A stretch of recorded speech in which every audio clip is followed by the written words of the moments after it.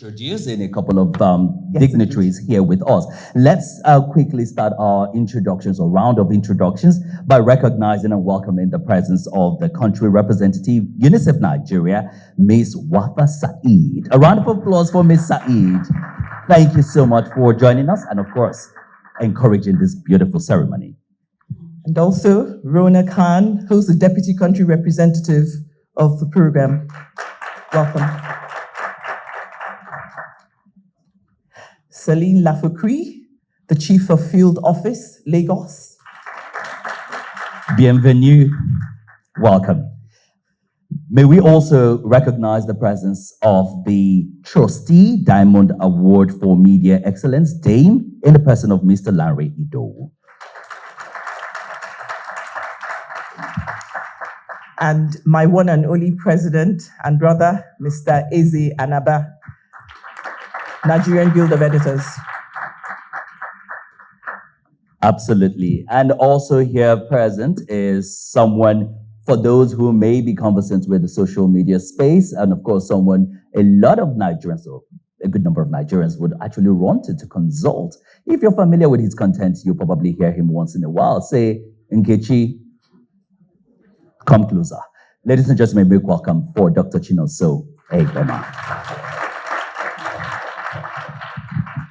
And we also have in our midst, it is not an omission, but it's how, he has fared in Nigeria. He is a friend of Nigeria, and by extension, is a Nigerian. Absolutely. None other than the Consul General of the Kingdom of the Netherlands, Michel Dielen.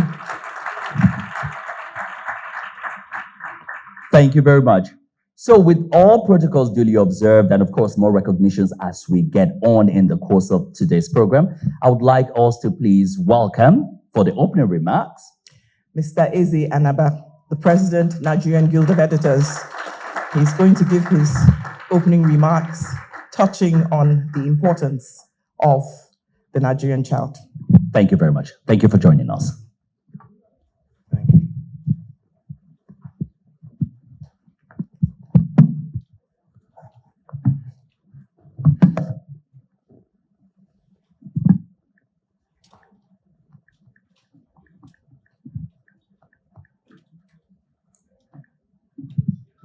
Good morning, all. Permit me to lean on the existing protocol with a few additions. I want to recognize the Secretary of the Guild of Editors, who is also the Managing Director, Editor-in-Chief of Sun Newspapers, Mr. Onoa Uke.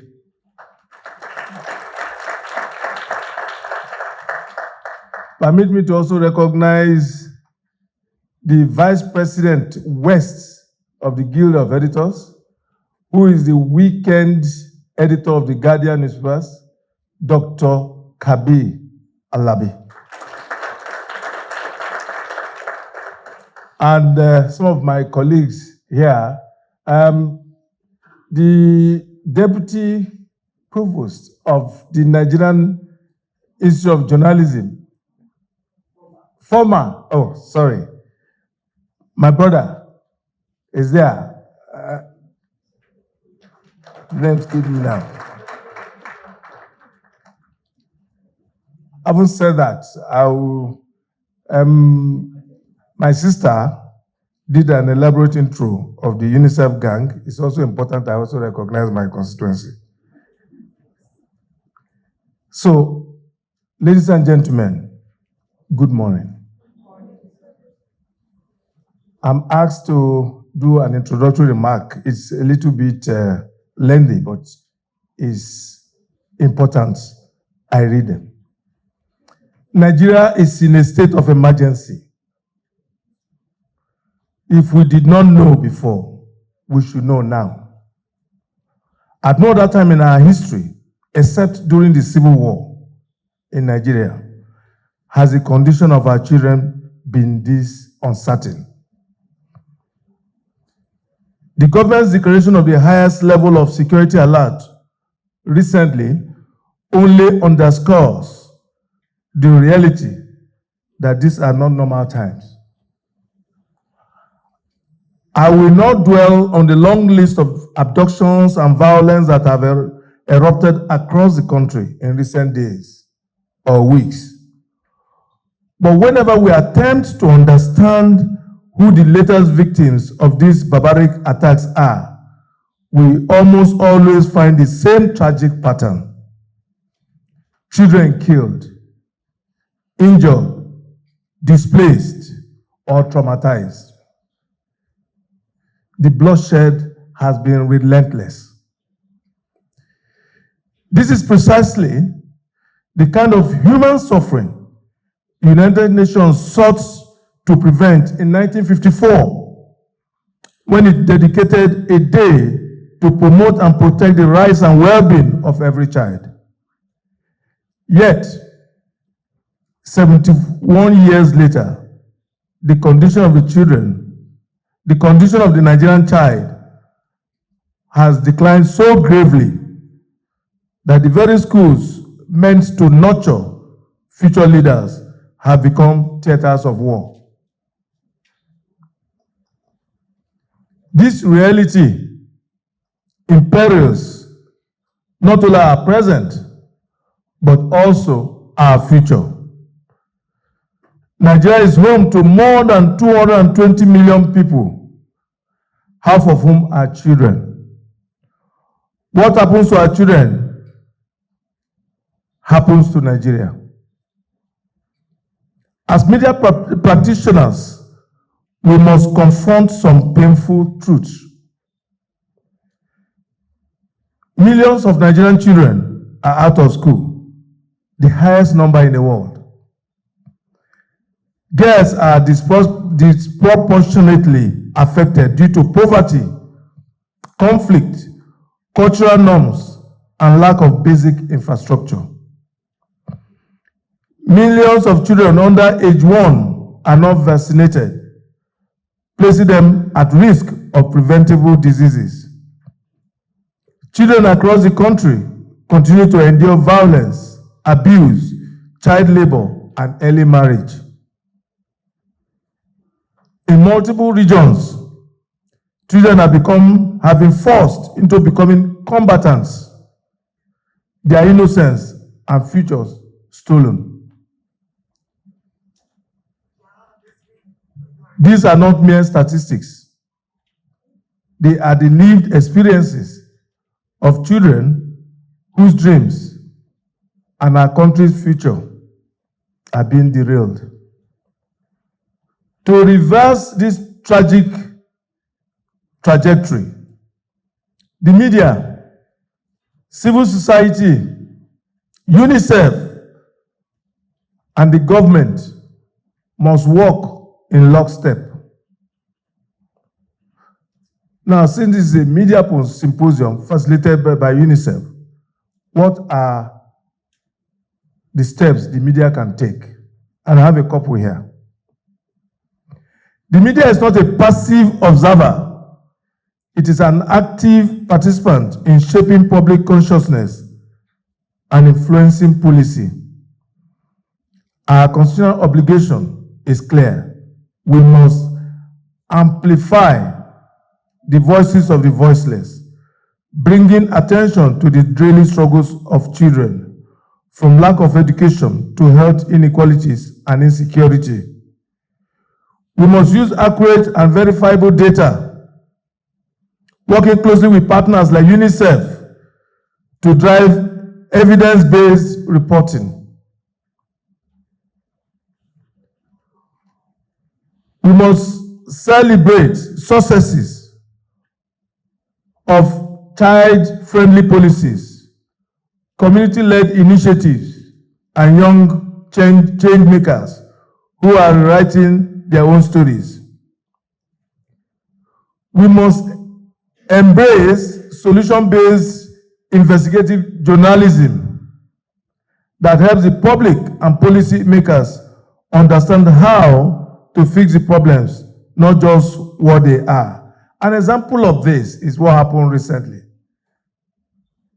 An attack on one school has led to a rash of all sorts of closures.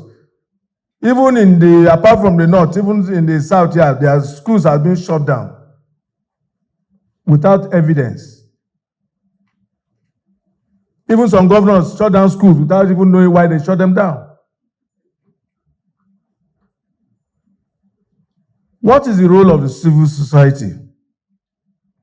Civil society organizations are the bridge between the affected communities and national stakeholders. Their grassroots experience gives them a deep insight into the daily realities of children. They must continue to generate community-driven solutions, provide child protection and support services, engage families and local leaders, and hold institutions accountable. The media should amplify their findings and intervention, ensuring that their work informs national conversations and policy decisions. UNICEF has its role. I'm going to skip that. And this is not patronizing UNICEF. Since this initiative started a couple of years ago with DAME Award, led by my guy here, Mr. Lanre Idowu, UNICEF has done so much to partner with the media to deal with the problem of children in Nigeria. So I give them credit. I'm not going to list their responsibilities here. They've done well. Now, what is the role of government? Government has a primary responsibility to protect every child. It must implement and enforce laws that safeguard children's rights. It must invest robustly in education. Are they investing in education robustly? That's our responsibility to interrogate. It must invest robustly in healthcare and social protection.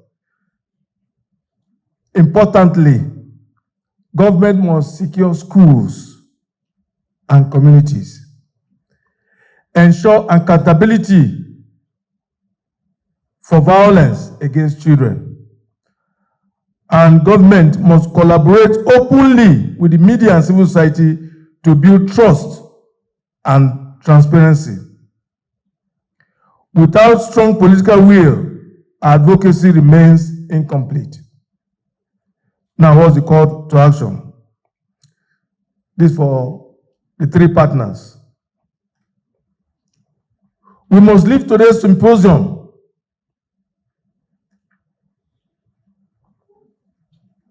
by committing ourselves to at least one actionable step, a series of investigative reports, a partnership with an NGO, a policy dialogue, a dedicated child rights column or program, or a joint advocacy campaign. Collectively, our action can write the narrative for millions of Nigerians. As editors, and I'm starting with myself, I'm rededicating myself to advocating for the rights and protection of Nigerian children. As long as I remain editor and a voice in the media, I will continue to push for these rights. Ladies and gentlemen, we are talking about Nigeria now. What is confronting us is our future. If children are being abducted, schools are being shut down. If you go to the Northeast and now North Central, look at the kidnappers they are talking about. Look at the terrorists they are looking at. These are children. We should hold our leaders to account. We must protect our children. God bless Nigeria. God bless this program. Thank you. Before I take my leave, I want to recognize Mrs. Maureen Chibo, former president of GOCOP and MD of Renews. Thank you very much. A round of applause for Mr. Eze Anaba. Thank you. Well said. Every child needs to be protected. Every child needs to be cared and appreciated for not just being a child, but actually being the future leader, the future of tomorrow. And just to remind you that the theme for today's symposium, even though it's a high-level meeting in partnership with the Nigerian Guild of Editors, would like to remind you that our theme is equipping the Nigerian child for the future. How prepared are we? And it's a lovely thing to know that we're getting commitment from the likes of Mr. Anaba, recommitting himself to ensure that the voices of children in Nigeria are heard. Another round of applause for Mr. Anaba, please. And Mr. Anaba is a great mobilizer. So he's able to merge and weave what he does as editor, a spokesperson, influencer, politician, speaking truth to power, and holding everyone accountable. So with him in your corner, the future of Nigeria is on track. That sounded very much like a campaign stance. No, But no. But it's a what it campaign. is, you It's a know. campaign to support the protection of children. Yes, It's a it is. campaign to say we must be committed to protecting the Nigerian child, and in whatever capacity. And I don't know that you need to be a parent before you actually take a stand for the Nigerian child. You know, there's something about Nigeria where it says, you know, when your child comes out of your stomach, is everybody's child. Right. So you don't actually have to be a biological parent Absolutely. to understand that every child is your responsibility. Indeed. Well said, Stella Dean Jacob. Ladies and gentlemen, someone who has now taken root as, I wouldn't say a Nigerian child, but definitely identifying strongly with the Nigerian in him as someone who now resides in Nigeria in his capacity as the Consul General Kingdom of the Netherlands. Ladies and gentlemen, for his welcome or goodwill message, let's welcome Michel L.H. Dillon. A round of applause for him. And please, by the end of his remarks, let's find a Nigerian name for him. Michel Dillon. Ladies and gentlemen. Don't you have one already? Indeed, I would also like to stand on the existing protocol. And children, congrats, because this is your day. This is when we celebrate International Children's Day. And I know it's a day of a bit mixed feeling because it was already alluded to the things that happen in the country. And they are real, unfortunately. But let's also see what we can do and what we can do together to make Nigeria great and to make you all great children, which you already are just simply by the fact that you came here today. You see behind me, the organization that we're also celebrating today is UNICEF, and UN stands for United Nations. The United Nations is basically all the countries in the world coming together. And all the countries in the world together have realized the importance of education, the importance that children on this planet have a good start in life. You know, countries once in a while might argue on this and might argue on that, but nobody argues about the importance of children, their education, and their surroundings. And that's why UNICEF as an organization is helping countries, is helping governments to make that situation around schools better, to make sure that there is clean drinking water, to make sure that children have a better future. UNICEF cannot do that alone. UNICEF does that with a lot of partners and with civil society, with journalists, as we just heard, but also with the government of a country. And to celebrate that, we have World Children's Day, which is your day when we celebrate you and when you celebrate yourselves. And we know it's not easy. It was already mentioned. Not all children in the world, and also, unfortunately, not all children in Nigeria have equal opportunities. Looking at you, I'm sure you come from a fine school. But you know there are many schools in this country that have no roof. There are schools that have no water, no borehole. There are schools that have no teachers. And to be honest, that's a disgrace. Because it shouldn't be like that. Every parent, every adult has to realize and should realize the importance of education.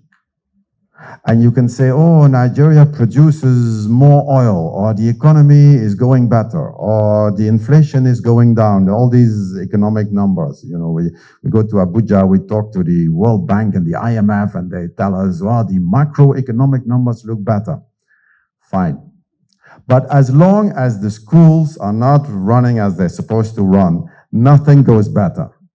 It is extremely important that all over Nigeria, schools do what they're supposed to do. Teach children, create unity, create also nationhood. Make sure that you can read, that you can write, that you can play, that you can run, that you can play football, that you can do all kinds of games. And that when you finish school, you can tell your family and your parents, there, you know, I made a lot of friends. I can read, write, I can count, I can do mathematics, I can speak languages, and I know in which direction I want to go. And that's very important, and even more important now in this situation that Nigeria finds itself in. So we from the Netherlands, we are very, very proud that we can also sort of chip in a little bit with UNICEF. We support UNICEF there where they do water projects in Nigeria and in many other countries. And we also support UNICEF where at a little bit later stage than you are now, children in school, young people actually are thinking of, let's see if we can develop a small business. And that's what we call Generation Unlimited, which is also a project of UNICEF globally that we support. Because the future is bright, the future is you. But all together, we have to make sure that, you know, everything is steered towards the right course. And at this moment, and I don't have to tell you, things are not the way they are supposed to be. And I do hope that those authorities in charge will make sure that we get back to where we should be with schools, with education, and with an education system that actually delivers the next generation of Nigeria. Thank you very much. Good to see you.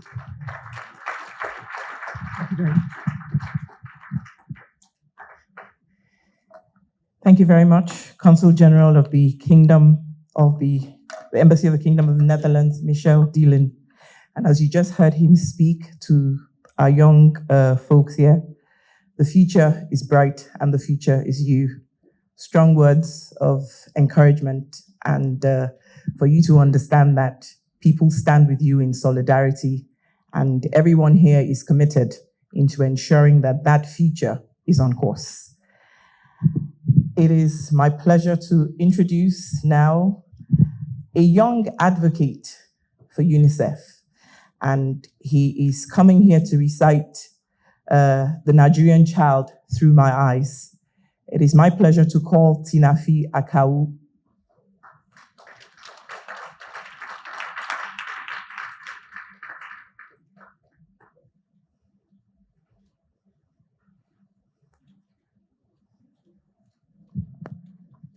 Good morning, everyone. My name is Tinafi Akawu, and I'm a singer, songwriter, tech enthusiast. I'm also a child rights advocate and a UNICEF reporter. The situation we face in this country is really, really bad concerning our children. From the floods that destroy school infrastructure to the insecurity that's threatening a safe learning environment for children. And this is really not good. So I want to highlight how children's lives can be bettered with the use of technology.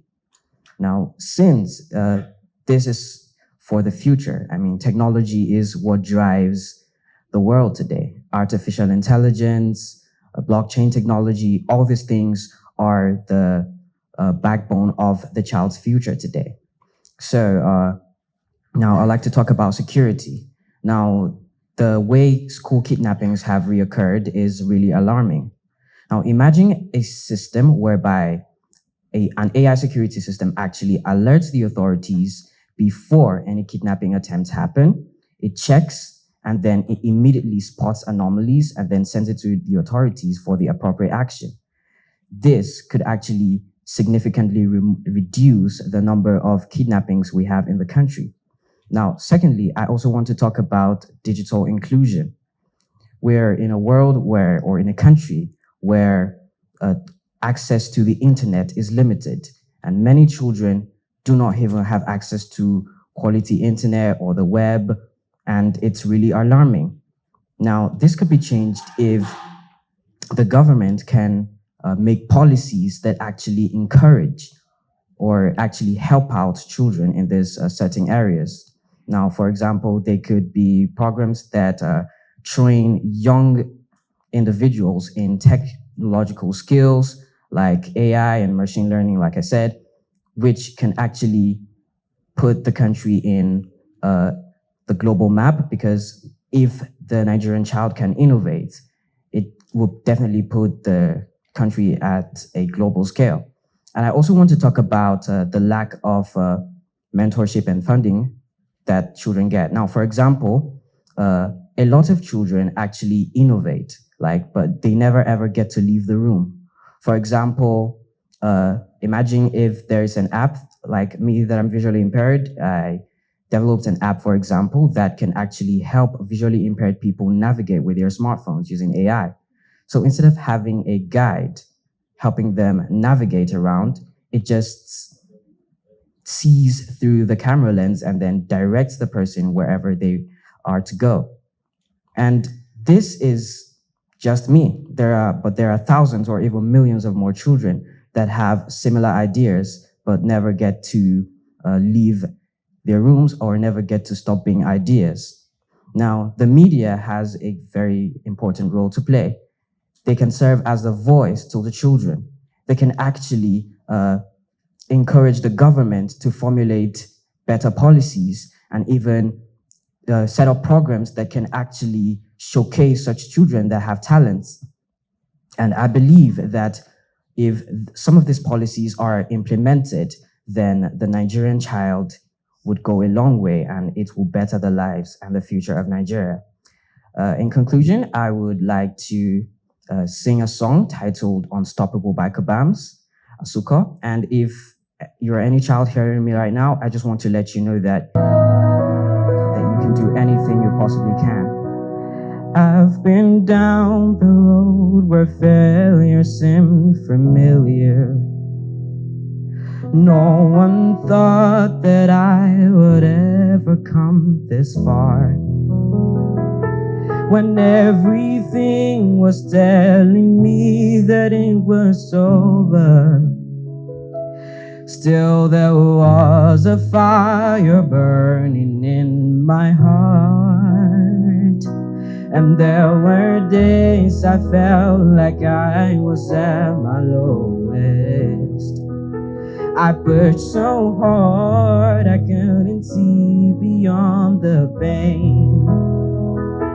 I never knew I made it high enough to know this, but I'm getting closer, stronger than I've ever been. And I believe that I'm unstoppable. And I believe I've only just begun. I will conquer, I will fly, reach my peak, I will. And there's nothing that can ever bring me down. I am living proof that nothing is impossible. I beat the odds when hope was nowhere to be found. There was a strength that carried me through every obstacle. It lets me know that it's too late to give up now. And I am not afraid to climb another mountain, to risk it all, to face my deepest, darkest fears. to live a dream much bigger than I can imagine. Because I want to show the world that I am here. Whoa. And I believe the dreams are untamable. And I believe that wings were made to fly. I'll touch the sky, reach for the stars, do the impossible. And there's nothing that can ever bring me down. And there's nothing that can ever bring me down. Ladies and gentlemen, shall we please give him a round of applause with a standing ovation? Keep it going. Please keep clapping. Keep clapping. Amazing. Okay. Time now for the presentation of the state of the Nigerian children. And we're going to welcome shortly the UNICEF representative, Wafa Said, who will make this presentation. Ms. Said. A round of applause for Ms. Said, please.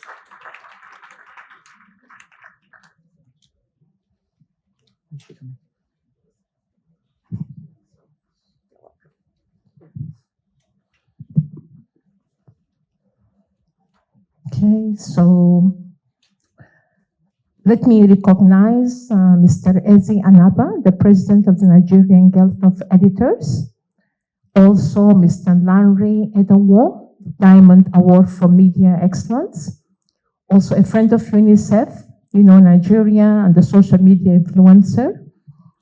A Boroko doctor, also Mr. Michel Deline, the Council of the General of the Kingdom of the Netherlands, representative of the Federal Ministry of Women Affairs and Ministry of Foreign and National Orientation, and really I thank the organizers of the Nigerian Guild of Editors for organizing this fantastic event. I also want to recognize the children in the room. In UNICEF, we are hired, we are paid our salary every month to serve children. So we believe that our bosses, our real bosses are the children. And just it's wonderful to be here and just having listened to this song. We also believe in UNICEF that we can change the world with children. And we just saw the power of that. So that's amazing. So let me start with the presentation. So the presentation, this is a report done jointly between UNICEF and the government. And what's nice about this report, you will get a link to it. That is also, in addition to having facts and hard data from surveys, it also has stories of children, how they are living, how they are growing, what are their hopes, what are their dreams. So I would really encourage all of you to take a look at the report. And at the report, if we can go to the next slide, the report, if we look back, even at 1990, we find that Nigeria has made progress in many areas for children. So for example, around, and I will use an approximate to make it easy to understand the number. At 1990, we had of every 10 children under 5, 2 were dying. That's just to make it approximate. But if we look now, this has reduced to 1 out of 10 children dying. And that's not good enough. It is an improvement, but it's not good enough. We need to do much better for the children because we know what needs to be done and we have the experience. Also, vaccination. Vaccination is one of the most effective public health intervention to save the lives of children. It's proven, and I think most of the people in this room are here because we got vaccinated as children.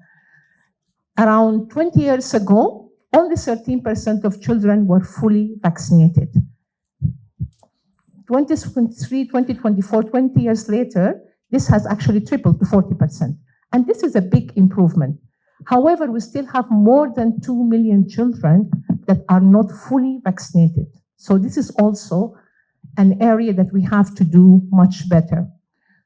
The number of children who have birth certificate, we say the birth certificate is the first right of the child to be recognized by the state. I think it has tripled, but we still have a lot of work to do. So my message is that if we look back, there is a lot of progress that has been done. But the message is that if we go at this pace that we have been going on for the last decade, it will take us really a long time to really reach an acceptable result or to reach the sustainable development goals. So we need to do much better.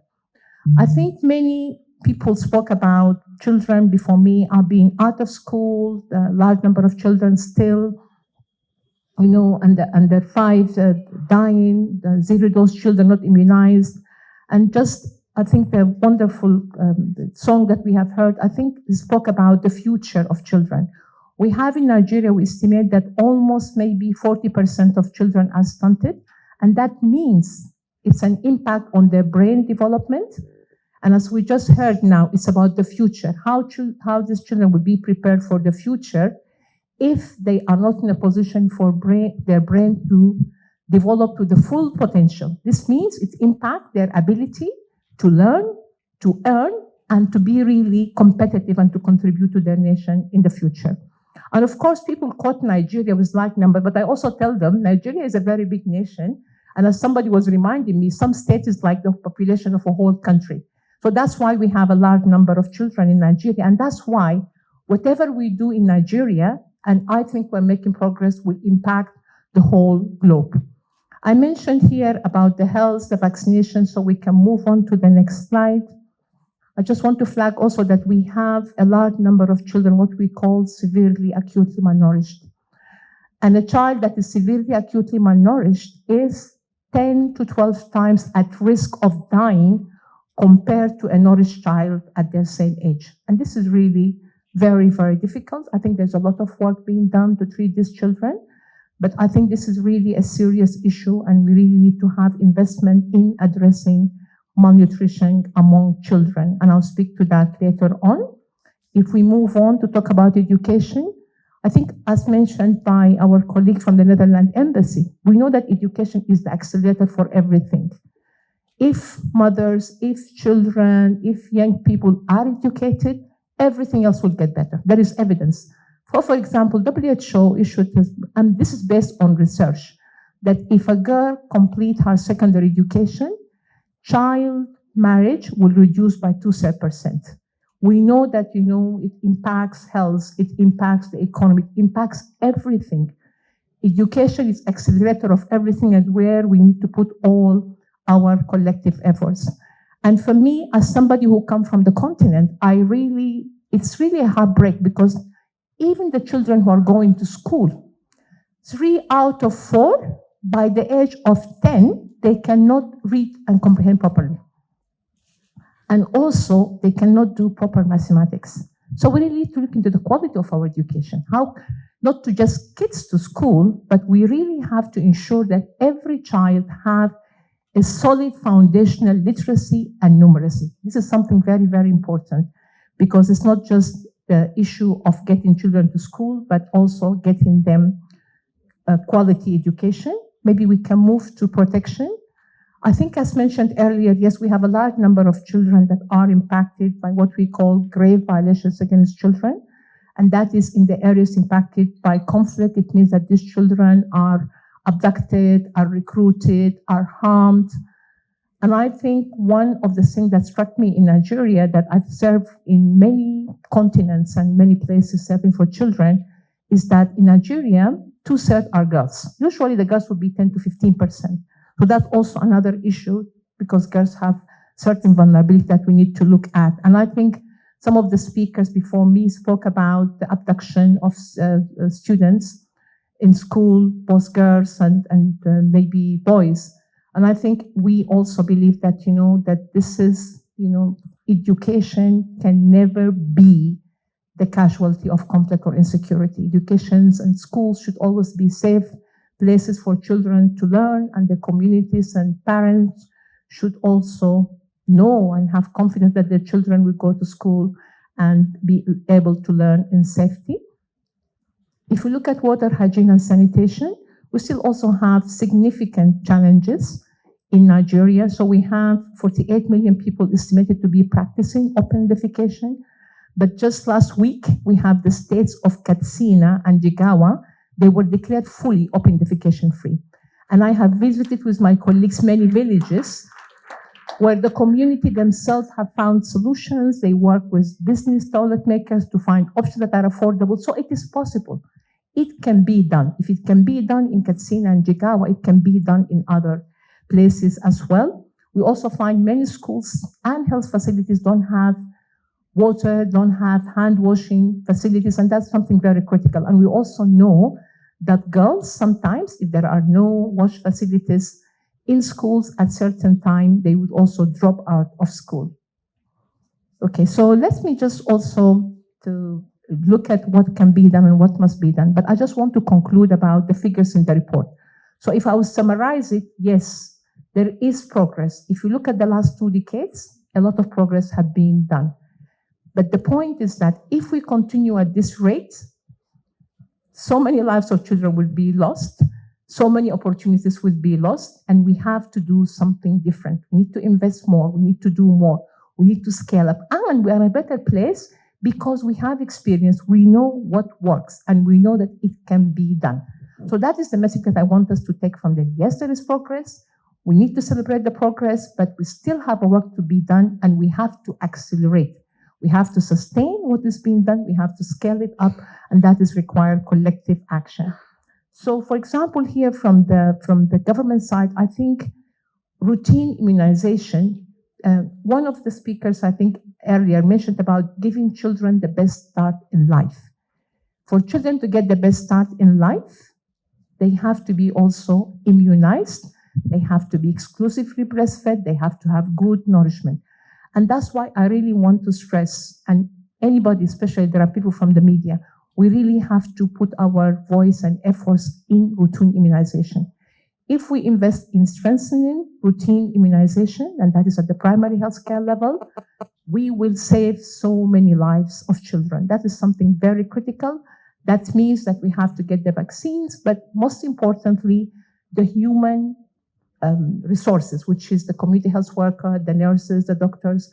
And I have been so impressed. I visited 12 states so far, and in most of them, actually in 10 out of the 12, I visited health facility or being at the community, and I was so impressed by these young men and women, many of them women, about their dedication, about their competence, about going out to the community to make a difference. And that was give us hope. And as such, this community health worker really need to be supported, need to be trained, need to be paid, need to be regularized, because they are working under difficult conditions, but they're making a big difference. And there is evidence that if we invest in the community health worker, it would also accelerate the result of health for children. There was a lot of discussion around schools and keeping schools safe. And many member states, including Nigeria, endorsed in 2015 the Safe School Declaration. The Safe School Declaration has a number of clear commitments. You know, it is evidence-based. Is that how I think also our brilliant young man here mentioned about using of AI to give alerts and so on. It has a number of specific commitments of keeping schools safe. And one of these is about the physical safety of the school, the fencing of the school. Within the school itself, how do you protect children from violence? How do you train the teachers? How do you also protect school from hazards? So it has a number of commitments. And as UNICEF, we have been engaged at the state level on this Safe School Declaration. And at this time, I think first and foremost, our call is that we really call that all these children, all efforts must be met to have these children reunited with their families in safety, but also we need to work on fully implementing the Safe School Declaration. And I think also as UNICEF, we stand ready to support the community and to support the government on that regard. If we move to the development partners, I think this is a time where, if we can move to the next slide, is that, things have changed in the world, and And many African countries, including Nigeria, are looking now into sovereignty in provision of basic services for the population. I think one of the colleagues who spoke mentioned about governments being duty bearers, having the first and foremost responsibility of making sure that people have the services and the protection. And I think I'm very much encouraged because now in Nigeria, we see different kind of engagement. So maybe a couple of 6 weeks ago or so, there was an investment by the European Union and many actors, including Gavi, who work in vaccine. How can they support the government of Nigeria in local manufacturing of goods like, nutrition products, health products? And it makes sense because Nigeria is a big country. So it makes sense also to have this local production. It also have a very vibrant business sector, business actors. And as UNICEF, we are also with other UN agencies engaged in that. And we spoke about malnutrition. So for example, now, all the products used to treat children, we buy them locally in Nigeria. There's a factory here in Lagos, there's a factory in Kano, which means you reduce the cost, you reduce the time. These factories are also creating job. And I think this is job for young people. This is something very important. But I think as development partner, we need to engage with the government, especially to make sure that those who are most disadvantaged are reached. Because also, while there is progress, there is parts of the country where children have even facing worse deprivations. And I think this inclusion and reaching the population at the last mile, many of them are impacted by insecurity, including, for example, children in some of the northern states. This is something very important. And I think also the issue of climate, also people spoke about schools being flooded and so on. Also, climate should be engaged in all responses. Colleagues, I'm just going to conclude by saying first that Nigeria is very, very important, because of its scale, because most of the children left behind in the world are in sub-Saharan Africa. And whatever we do in Nigeria will make a difference for the region, will make a difference for the continent, and will make a difference for the globe. And it is possible. This country has so many resources, and I'm not just talking about, natural resources. I'm talking about human resources, the intelligence, the brilliance that we've just seen now. I was so moved. I believe in our mandate. Just look at that. This country has so much intellectual capacity, energy, vibrancy. It gives me hope. The children of Nigeria are absolutely unstoppable, and they are half the population. But we also need to support with the space, with listening. One of the things, the theme of this year is My Day, My Rights. So we really need to listen to children. We need to also factor their vision, their ideas into our decision making, whether we are from development partners, the UN, or from the government. So I think it gives me a lot of hope that the children of Nigeria, as we heard, are unstoppable and that we will continue to make progress. As UNICEF, we thank you all. I really just want to say that the media really have a fantastic and amazing, role and responsibility as part of this duty rights, duty bearers right holder. And somebody said UNICEF has done well in that area. It takes two to tango. So we really think that our engagement was positive because also of your commitment, of your stepping up, of your belief, of your conviction. I'm so much impressed by, I know I always speak with Susan, with this partnership. UNICEF cannot do alone. So I really feel humbled and privileged to see, and I've worked in other contexts. So I'm really impressed. I think the media here also in Nigeria, you are making a fantastic contribution, using your voice, using your evidence, and that's already making a difference. And with that, I thank you all, and thank you for being here. I really thank the children. Let me be, since you are all the children, just to say thank you so much to all of you for being here, our real bosses, and thank you for our amazing also host. Thank you so much. I appreciate it. Thank you. Thank you very much. We appreciate it too. Please, another warm round of applause for Ms. Wafa Said. Ladies and gentlemen, of course, it's no saying that the children are definitely loved. It's interesting, and listening to Miss Saeed, I kind of remember in my former life as a broadcast journalist.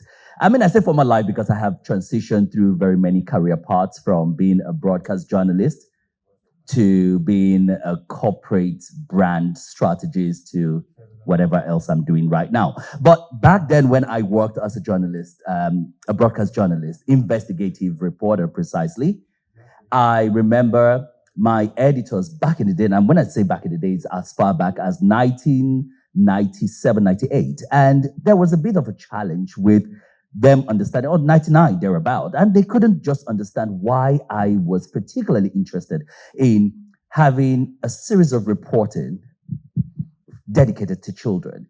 And at some point, I remember as early as 2000, I was probably tagged as one of those journalists that are christened the UNICEF baby. And I had no relationship. Yeah, seriously, I had no relationship with UNICEF back in the day, at the time, but it was just because I totally immersed myself in what the advocacy for the Nigerian child is. And more importantly, maybe because I saw myself that first and foremost, regardless of wherever I have been around the world, I am always going to be that proud Nigerian child. So, thank you. So for me, it became one of my responsibility as a journalist. And even now that I'm in more corporate world, I still find ways that we can encourage the companies, the corporate organizations, and maybe some government agencies to be more involved in corporate social responsibilities that are leaned towards, helping and supporting the talents of the Nigerian child. We've just seen an example. I don't know that the experience we've shared with young Akao would ever be erased in our memories. Stella, I'm sure you probably had one or two experiences yourself. Yes, definitely. Anything to do with children is always very, very touching. I did more work in the West African sub-region where I covered the wars across Liberia, Sierra Leone. And the biggest casualties of war usually were children.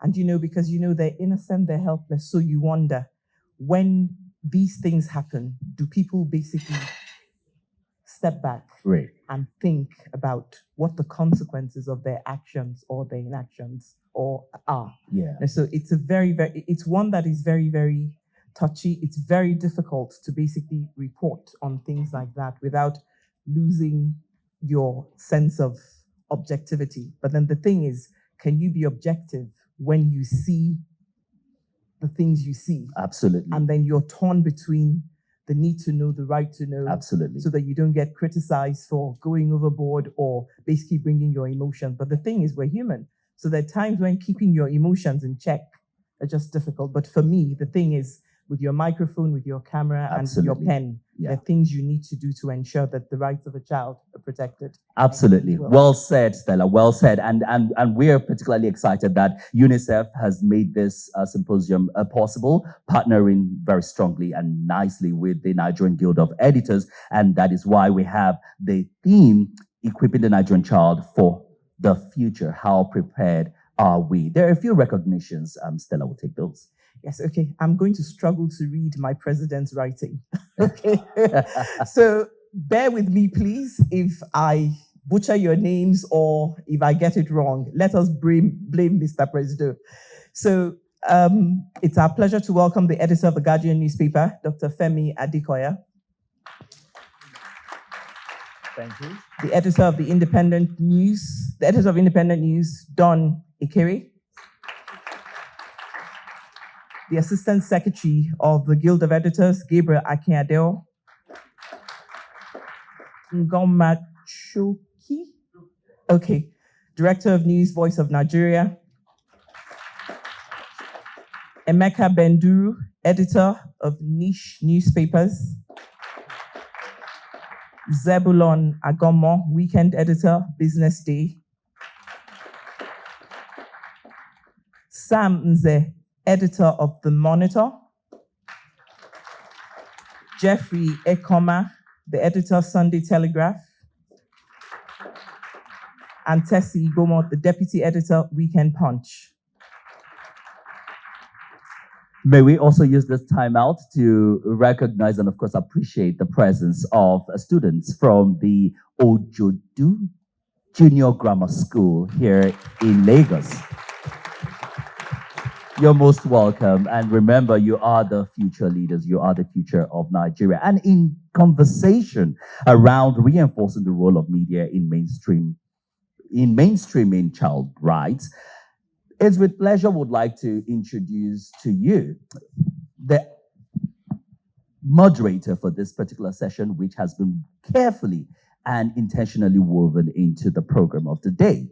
He is someone that needs no introduction, to be honest, because, I mean, for those who are very conversant with his presence on social media, this is also one way that he is advocated for the rights of the Nigerian child, also putting a voice for the people in that social space. Now, you may know him professionally and with his government name as Dr. He is a medical doctor by profession, Chinonso Egeba. But online and offline social media, we simply know him as Aproko Doctor. A round of applause for Aproko Doctor. You're most welcome.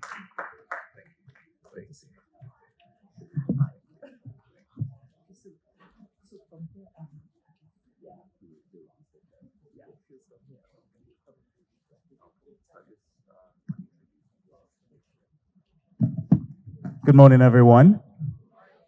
Once again, welcome to World Children's Day Media Symposium 2025. A round of applause for yourselves.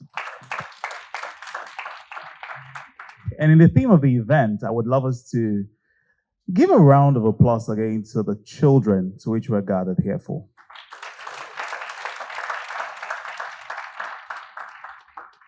And I know that we're here for a thought-provoking and essential conversation about the future of the Nigerian children. We've listened to the reports, and while progress has been made, there is still glaring progress that still needs to be made. Watching the children walk in this morning, I could notice that they had a lot of bright eyes and wide smiles. And I couldn't help but think, what about the fate of other children in the country who may not have this privilege? And it's our responsibility, and I hope that with this conversation that we're able to forge a way forward, not just for, commitments, but also the power of media to be able to ensure that every Nigerian child stands a chance at a bright future. And for this conversation, we have a lot of high-level experts, media experts, strategists, to be able to ensure that this conversation achieves its goal. And for that, I would introduce my co-panelists. And the first on the list will be Dr. Rona Khan. Put a round of applause for her. She's UNICEF's Deputy Country Representative. Welcome.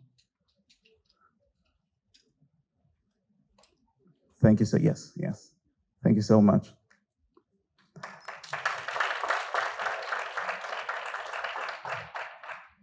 Another person will be the Deputy Director of the Child's Development Department, Ministry of Women Affairs, Mrs. Miriam Fitsumi Shaibo. Thank you so much, ma'am, for lending your voice to this conversation.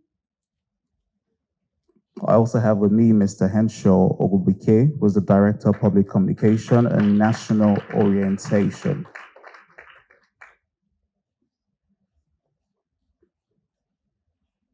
Thank you so much, sir, for lending your voice to this conversation. I have Mobalaji Ogunlede, who is the Commissioner for Youth and Social Development, Lagos State.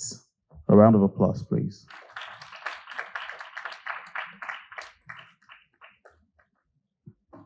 I also have Mrs. Ijeoma G. Popola, who is a Senior Editor, the Nigerian Guild of Editors. A round of applause, please. Thank you so much for joining us this morning. And last but not the least, I'll have Mr. Ehi Brima, who is a Senior Editor, Nigerian Guild of Editors.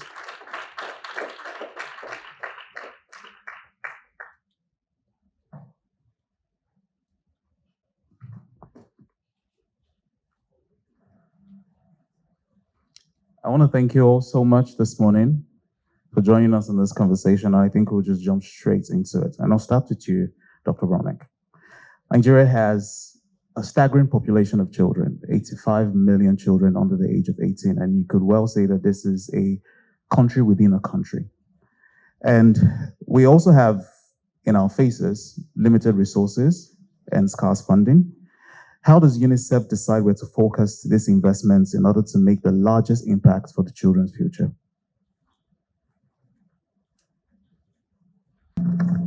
We started with a bit of emotional, experience today. But like Wafa said, I'm also very optimistic and also hopeful that, there will be positive changes in Nigeria. So how do we choose? How do we make decisions? Where to go, where to invest? So Nigeria is a vast country. It's 36 country plus another, capital city. And also, if you look at the numbers, I think it's even more than 85 million children. Half of the population, if we talk about 200 plus, so close to 100 million children are in this country. So in UNICEF, we look at where to go based on information and evidence. And this evidence, it comes from different sources. It can be the regular administrative, report from health, from education, from the Ministry of Women Affairs, from Ministry of Water and Sanitation as well. But also, this country is very lucky that we also often do population-based surveys. And this surveys gives us much more better information where children need more support. I'll just give you one or two examples. We recently had the demographic health survey result that came out. We also do multiple indicator cluster survey, but this demographic health survey, it's more recent, where we saw that there is wide gap or variation in the indicators. Just one basic service, water. Deprivation of water in children. So if we look at availability of water in Lagos, almost 90% of children or population or families, they have access to, safe water. But in the same country, in KB, who can imagine the percentage of families have access to basic safe water? Less than 10%. It's actually 3%, but I'm just saying it less than. So it's a simple mathematics, because we also have very finite resources as UN partner. So we work with government. So our work is at twofold. We provide support to the government, because UNICEF cannot work in isolation. We are here for government, with government. So we provide technical support, but also we provide also services as kind of, showing how this can be done. So we focus mostly in northern states. And we also have our presence. But that does not mean that we are not also working in the south as well. We are very much present in the south, but the modality of work is very different. Here we are working with the government to help them in, refining the strategies, refining the policies, and so on and so forth. So to answer to your question very simply, that where we're investing, it all depends on what the data tells us. If the data shows that the children would need more support at a certain part of the country, we all go there. We have our presence, and we work with the government there, but also we provide, the monitoring jointly with government. We also provide supplies to some extent, but at the end of the day, we also work with the government so that the government can take over. It's not UNICEF's responsibility to provide services for years in and years out. We are here with the government for a certain period of time. And for a country like Nigeria, as Wafa mentioned, if we provide transformative changes through services, this is going to change the whole world. A lot of SDGs are depending on Nigeria's changes. So I would stop here, but I just also want to mention one last thing. None of us choose where we are born, none of us. And so if a child is born in KB or in Maiduguri, that child should have the equal opportunity like the child in Lagos or in any other state. So we all have to remember that providing same opportunities for all children so that they can have their full potential. And we often talk about future, but we also have to think about their presence. We cannot always think about future. We need to focus on their presence for both physical and mental and spiritual well-being. Thank you very much. Thank you. Important points that you've proposed, especially in your submission. And one of the things that you've mentioned that struck me is you work with the governments. So at the end of the day, the buck stops at our courts, which leads to our next question, and that's directed to Mrs. Miriam Fitsumi Shaibo. So sorry. The figures are worrying, and millions of Nigerian children are still out of school, and child marriage remains high, especially in the north. What is the government doing differently at this time to change that reality? Good day, all. Good day. Thank you very much for inviting the Federal Minister of Women Affairs to be part of this discussion. As we are all aware, the Federal Minister of Women Affairs has the mandate to advocate for the rights of women, children, and other vulnerable groups. And this category of children that you called out-of-school children, the almajiris and children, they are directly the mandate of the Federal Minister of Women Affairs, though we did not have absolute intervention for them because it's a collaboration between MDAs. If you are talking of out-of-school children, we have a Ministry of Education, Ministry of Health in terms of child marriage, and Ministry of Women Affairs.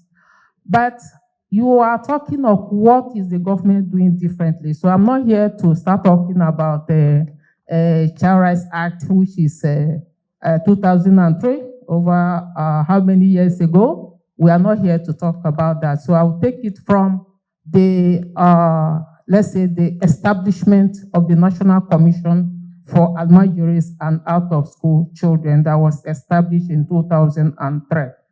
And that commission is established to address issues of out-of-school children and Almajiris on how to program intervention that will take them out of the streets, give them exclusive education, and provide them with skills development to be able to give them empowerment for life skills. And after the establishment of that commission, this year, the federal government also established a committee, a national committee for the development of a policy to address all interventions that have to do with out-of-school children and their almajiris. And that committee is across ministries because the Federal Ministry of Women Affairs is a member of that committee.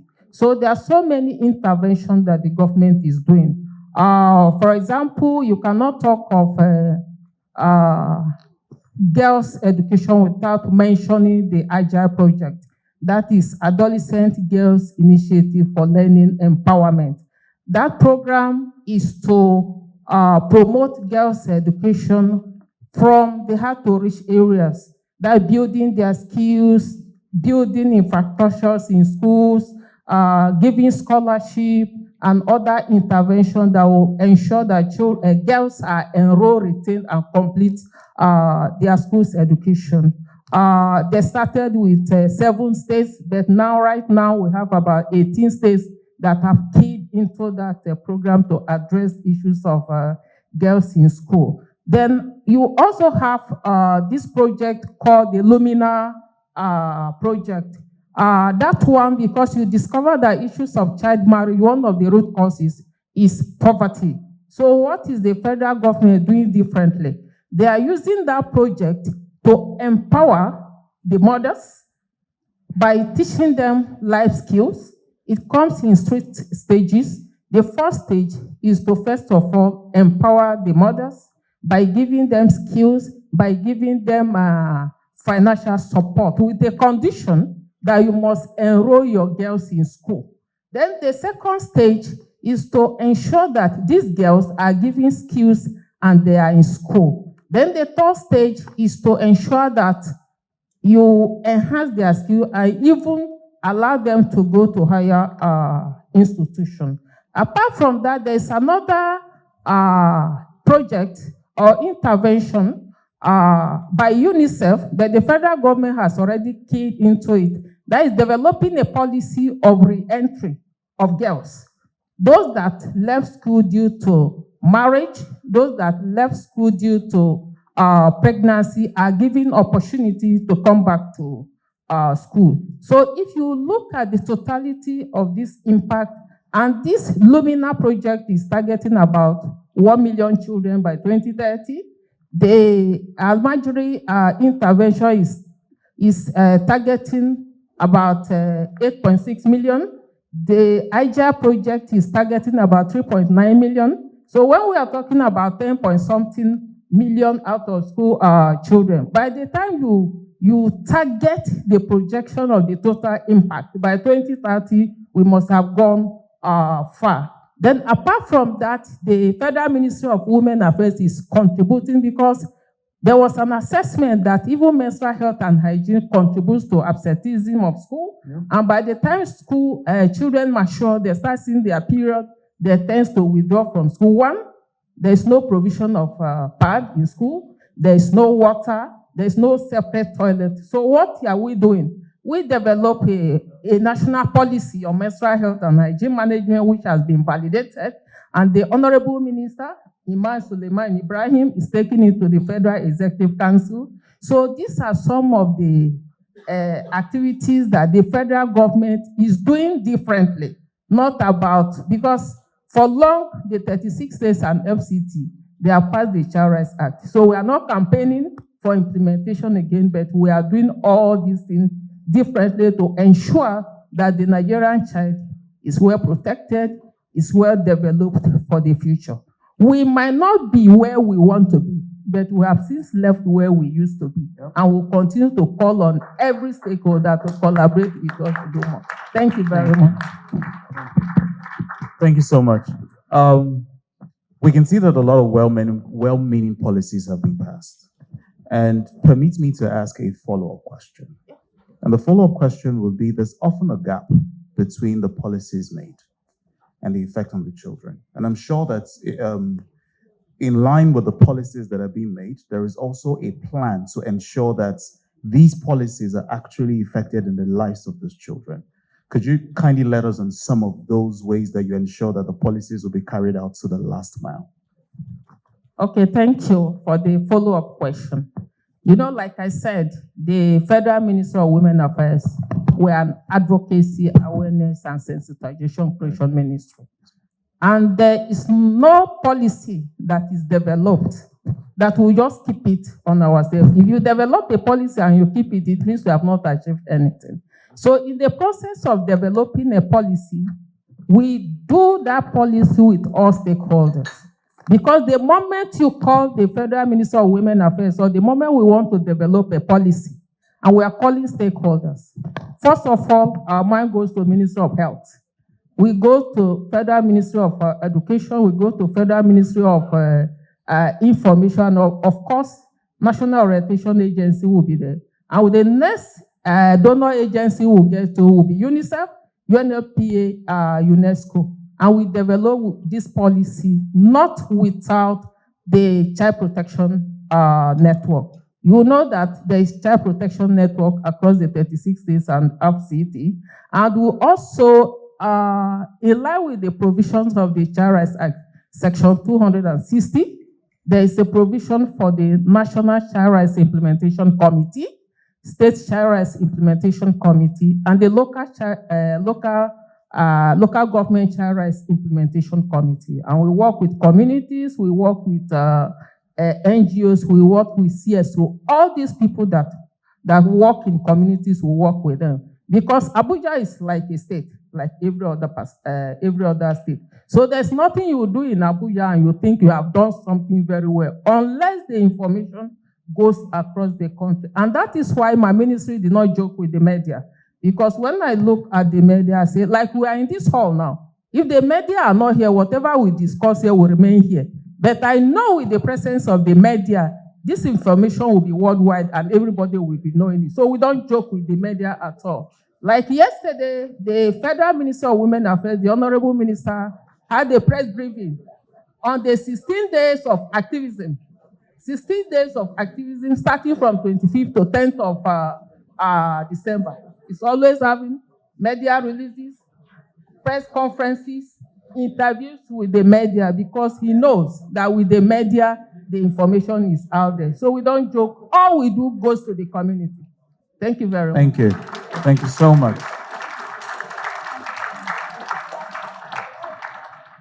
I can see that we're shaping up to actually have a very interactive conversation, which leads me to my next question, and that's you, Mr. Anshogubike. The Ministry of Information and Natural Orientation is tasked with shaping narratives and promoting public awareness. How can these mandates be used to prepare Nigerians to see children's welfare as central to our future and not just a passing concern? Hello? Thank you for the question. Ministry of Information and National Orientation has done a lot about children. And why do I say this? We are the largest federal government ministry with media outlets. We have offices in 36 states, plus Abuja, 37 states. We also have what we call them Federal Information Centers. We also have National Orientation Agency, how we pass our materials concerning children and other information about government. And Ministry of Information has been working with the media. Particularly, we have agencies like the largest network, NTA, FRCN, West of Nigeria, and other agencies, where any information about children, because we are very, very particular. That is why CRIB is domiciled in Ministry of Information for a long time. And we work with UNICEF and UNESCO, mostly. And issues of children, that's the one, I'm even here, standing in for the minister. So we pay a lot of attention and we do a lot of things. For example, there is continuous capacity building of our staff to ensure that we participate in UNICEF activities about children. We also do what I call a kind of follow-up mechanism to ensure that these children we are seeing here, because they are the leaders of tomorrow. And if you can recall, our chairman or the president of God of Editors, Emeka Naba, sorry. He's if you listen to his speech, you will know that he has always been part of Ministry of Information in everything we do, because they always have been briefing with us, and they really helped us. And like he said, as long as he remains an editor, he will pass any message about the children to the public. And that is how many of them like that.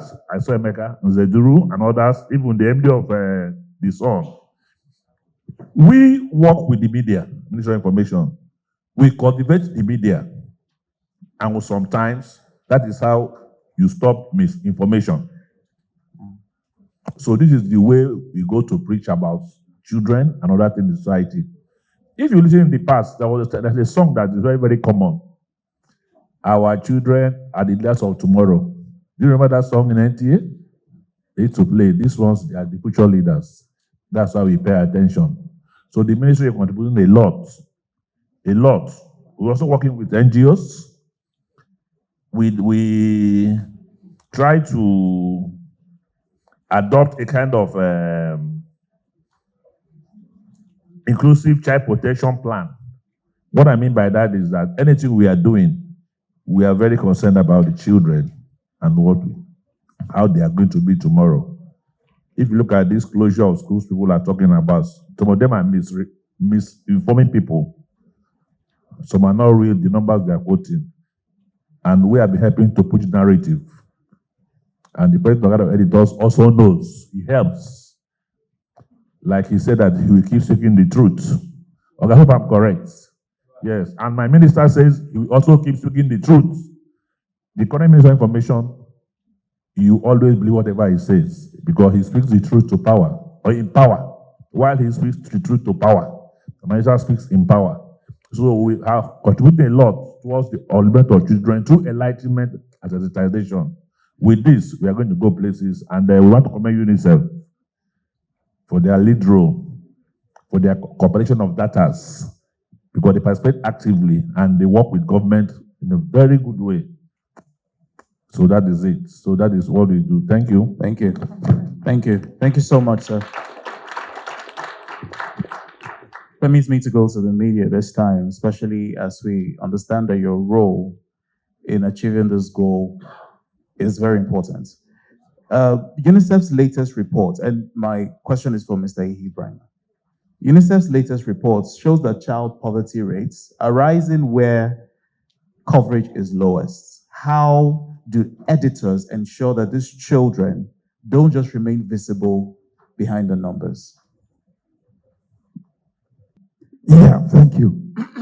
And I say greetings to everyone. But before I start, I'd like everyone in this room to chorus that Nigerian children are unstoppable. Can we say that? Nigerian children are unstoppable. Thank you very much.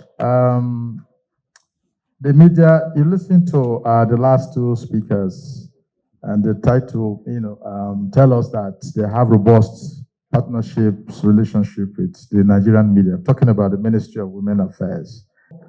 I know of a particular school, I won't mention the state. I have videos.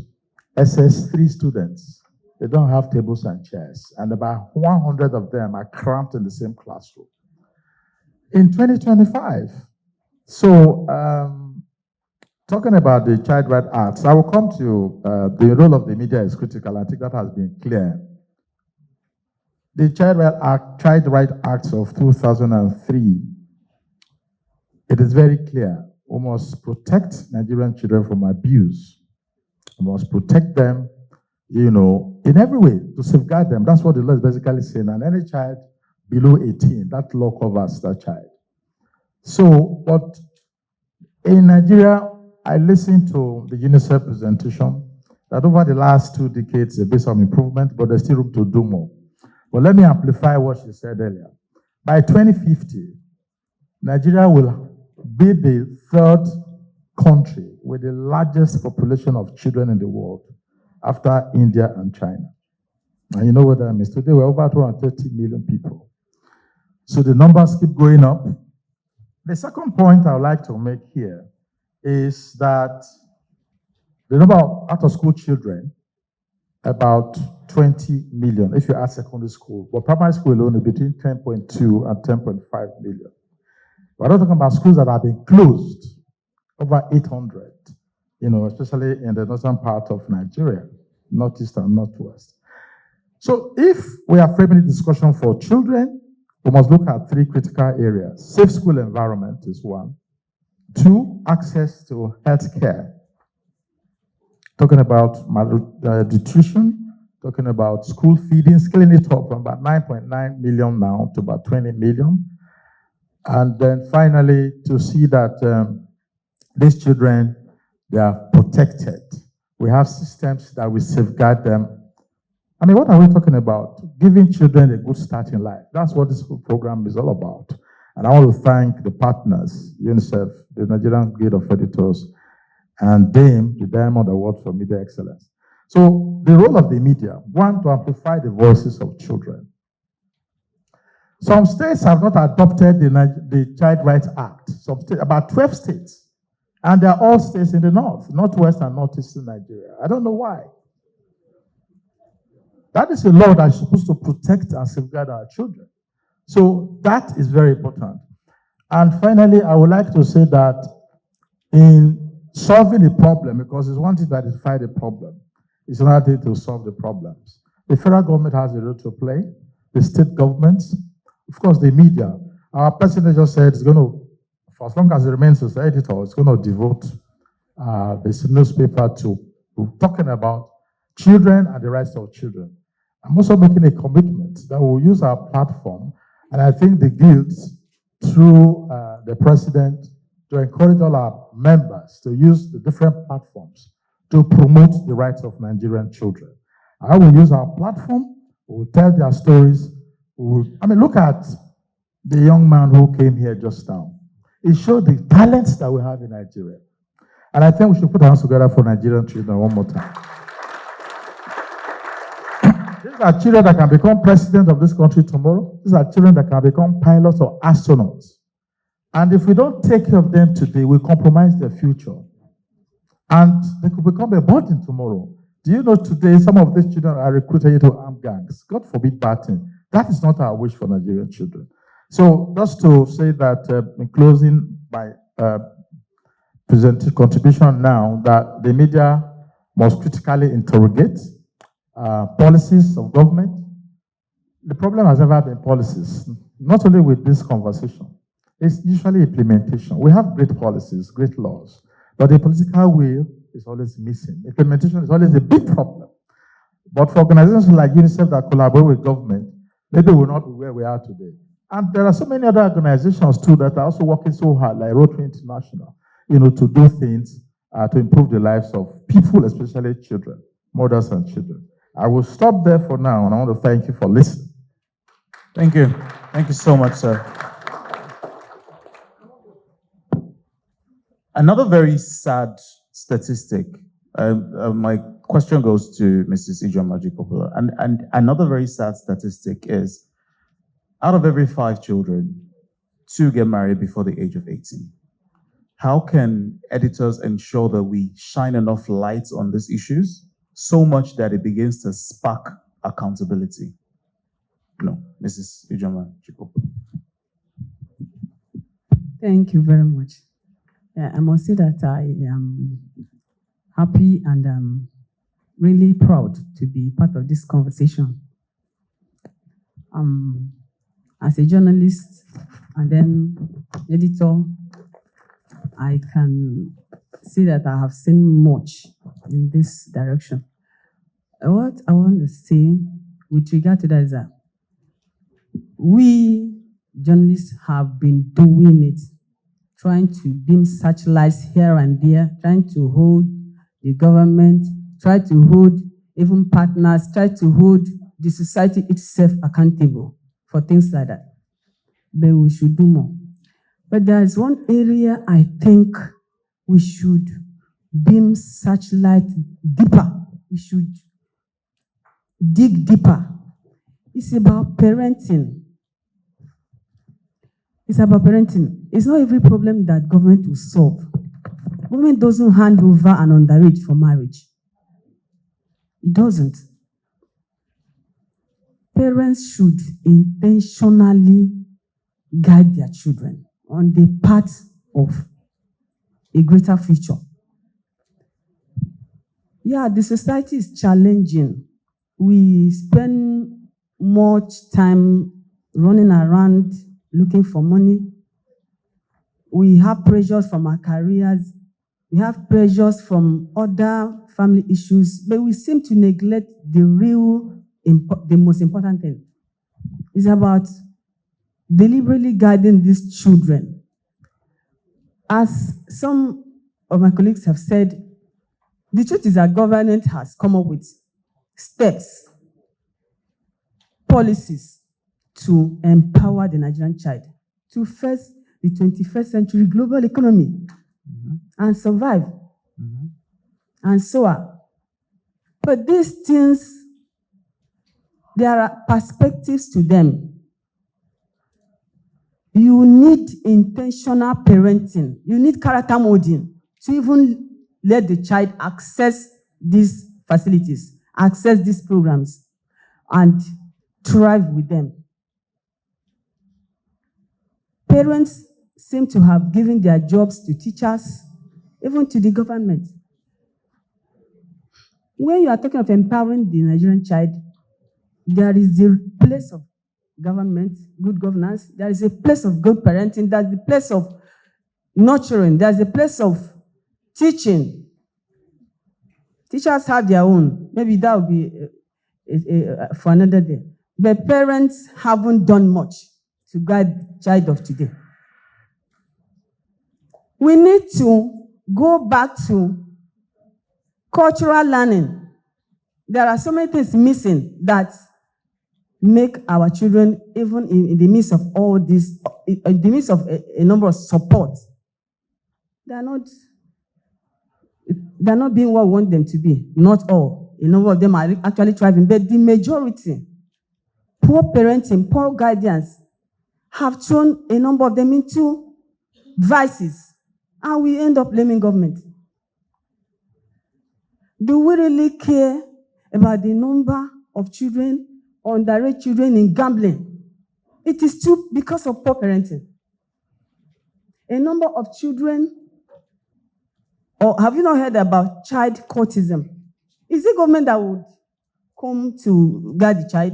Yeah, government has a role to play, I agree. But parents, journalists should beam searchlights on the failures of parents and successes of some of them too. We must create time to monitor them. Do you know what underage do in the dead of the night with their phones? We rush to blame the other side. I'm not holding forth for government at all because it has its own issues. But let's start with good parenting. Do you know how many of our underage are robbing themselves in immorality? The consequences are damning. So my contribution to that is, let's go back to parenting. Why government puts policies, legislation in place? Journalists should monitor enforcement and progress, but journalists should also expose the failures of parents. It's a parent that gives an underage to marriage. It's a parent, in most cases, that also marries an underage. Yes. So, while we do more to write about government policies, successes, failures, gaps, and all that, let us beam light deeper into the very first unit of the society, family life, and the role it plays to empower the Nigerian child for greater tomorrow. Thank you so much, man. Thank you. There's a round of applause for that. So the media will need to shine more light on the family. These now comes down to the visibility, and I would come back to you, Dr. Ronak. The visibility often drives support, we would agree, and a lot of times people are motivated when they see change. How can UNICEF, the media, and donors collaborate, especially in this trying time where we need to create some sort of balance between, we're not ignoring the dire, in front of us, but at the same time, we also need to shed light on the possibilities and the progress that has been made. How can we collaborate in order to do that?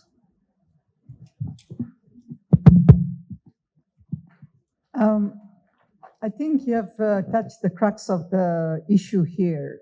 It's not one stakeholder's responsibility, but it's a joint responsibility. You mentioned donors, you mentioned UNICEF, and also media as well.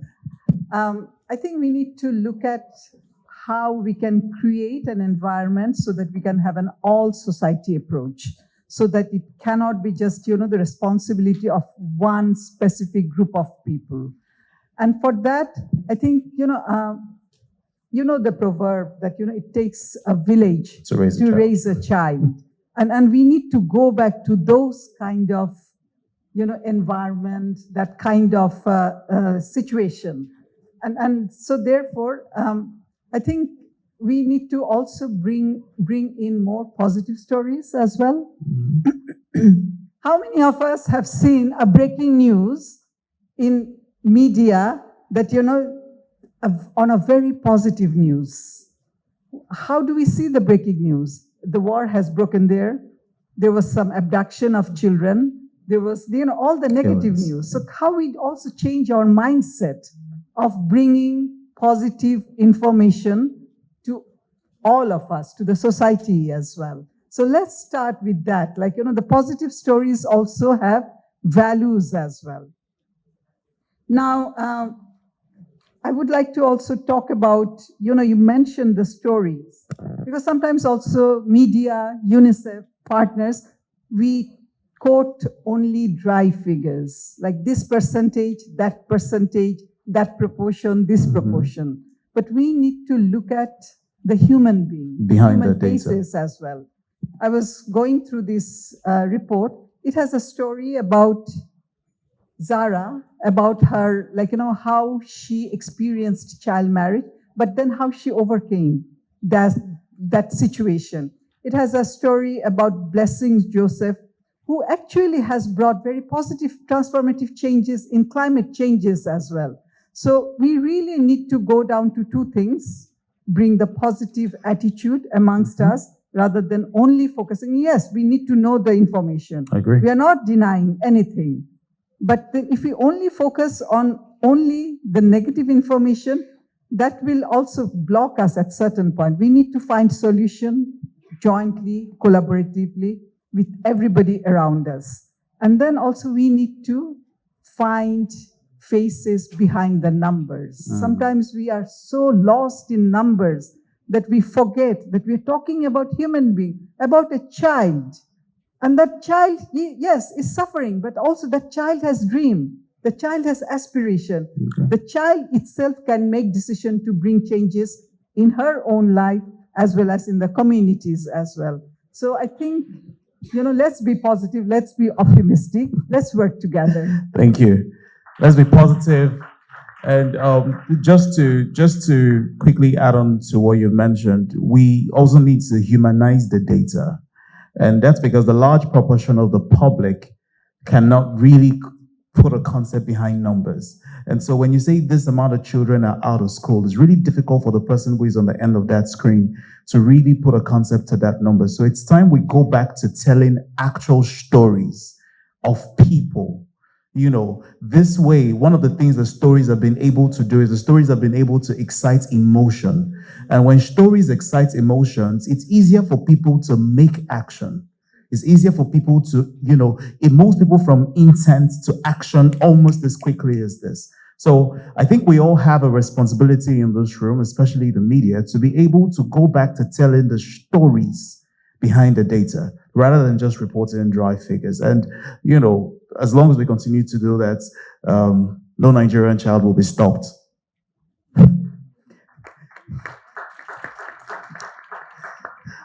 I also noticed that you raised your hand earlier, Mrs. Miriam Fitsume, and you wanted to say something. Do you still have that point in your mind, or if okay? Thank you very much. I appreciate you for your data and the information you give, but I just want to make a little clarification, because in your statement you said that about 12 states are yet to pass the Child Rights Act. I just want to create that information that all the states have passed the Child Rights Act. But the states in the north, they title their own child protection law. It's the same thing like the Child Rights Act. But what they did is that instead of maintaining 18 years for age of marriage, they brought it down to 14 or 16 years. And where you have age of maturity, they say puberty to define maturity. So that is what they have done. So in our own calculation, all the states have passed the Child Rights Act. But at the federal level now, there is a committee that is set up between the Federal Ministry of Justice, the Federal Ministry of Women Affairs, and other stakeholders. They are reviewing the Child Rights Act and the VAP Law 2015 right now. So I just want to bring that information that the Child Rights Law and the Child Protection Law are almost all the same thing. Thank you very much. Thank you. Thank you. I do believe that one of the reasons we're all gathered here is to ensure that every Nigerian child has at least equal footing, equal stance. And you would agree with me that the distance between 14 years and 18 years is a mile. Like, there are miles in between that. So I think this is where the media also, comes in, because he has mentioned that at least 12 states, and Mr. Ibrahim, I would also like you to, because at least 12 states have not passed that law.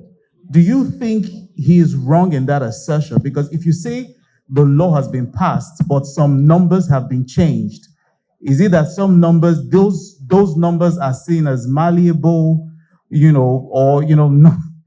There is still that distance. The law in some states have been edited. So is it still safe to say that the law has not been passed? Thank you very much. When the law is passed at the federal, the states were expected to domesticate that law in line with their own peculiarities. That is what is stated.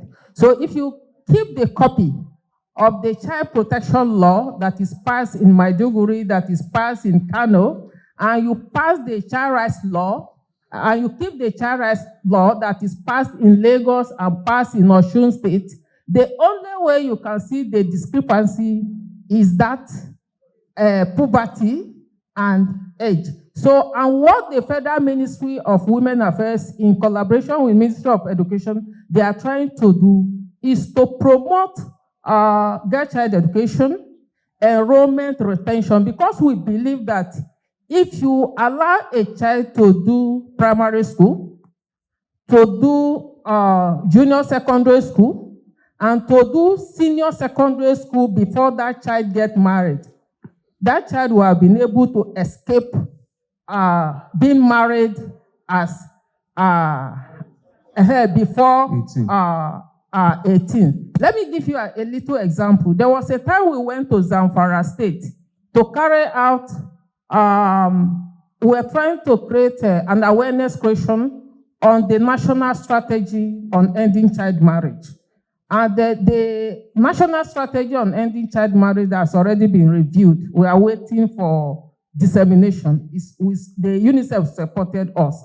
And we did a banner. We brought a banner from Abuja to hang dissemination on the national. And over the night, our banner was changed to a promotion of girl child marriage. So it's like you are trying to promote education of the girl child. And when you are able to do that, you must have solved the problem of girl child marriage. Like, for example, in the North, you will not be able to come and say you are creating awareness on child, child spacing. Family planning. When you want to talk to women, to talk to husbands, to talk to women of reproductive age, you bring the message of child spacing. You forget about family planning, and you're able to go. So the situation you find yourself determine the message you carry across to these people. So as far as the Federal Ministry of Women Affairs is concerned, all the states and FCT, they have passed the child rights law. Thank you very much. Okay, I don't know if I have the floor. You do. I will make it very brief. The question will be, why do we have two laws? That will be the question. Are we not one country?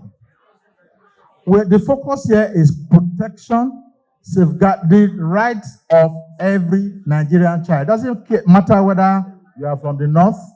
Can we have one house? It doesn't matter whether you are from the south. And I think the focus should be the law for the Nigerian child. You see, if we're to do a survey right now, favorability rating for early child marriage below 18 will be very, very low. Let me just tell you that. Many people here will not support it or outside of this room. When we were implementing 6344, and I think that's what we still have now, a child should go through school, primary school, junior secondary school, senior secondary school. That would be 12 years, right? Yeah. By the time you add the university, now we're even saying, there was a debate recently whether students should get into the university until they are what? 18 years. So why do you marry off a young girl at the age of 12? Some even marry at 12. I think that's an abuse and it should be stopped. It doesn't matter whether we are talking about cultural nuances. The future of that child is compromised. Who is the United Nations Deputy Secretary General today? Dr. Amina Mohammed. She went to school. She wasn't married off at an early age. Those are the kind of opportunities we are talking about for every Nigerian child, whether male or female. And I think that should be supported. That should be the position of the law to prevent children from abuse and exploitation. And that law should cover every Nigerian child, regardless of where you come from. That is my position. Not to say one is child protection law, the other one is child rights law. The law of 2003, that act is to protect and safeguard Nigerian children. But those 12 states, I don't want to read them out. They are the Northwest and Northeast. They need to do the needful and go back to the drawing board. Let every Nigerian child have equal opportunities, equal access to education and health care, equal opportunities for vaccination, and equal opportunities to become our future leaders. Thank you. Thank you. Thank you so much. I think before we get into the interactive session, I want to ask one last question to Mr. Henshaw. Your ministry is in charge of shaping national narratives. And it's very obvious that from this conversation that it's looking like some people have a different reason why, it should be protection instead of law and, age. What is the National Orientation Agency doing to ensure that the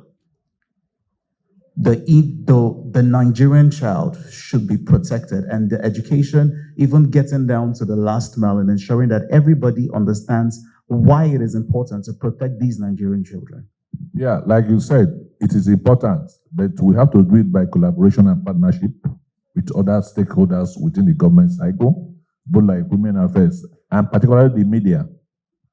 I want to crave the media, the indulgence to at least create a children's desk table or a reporter. They have beats that will talk more about children on most of their newspapers. That will help it because they are our partners in progress.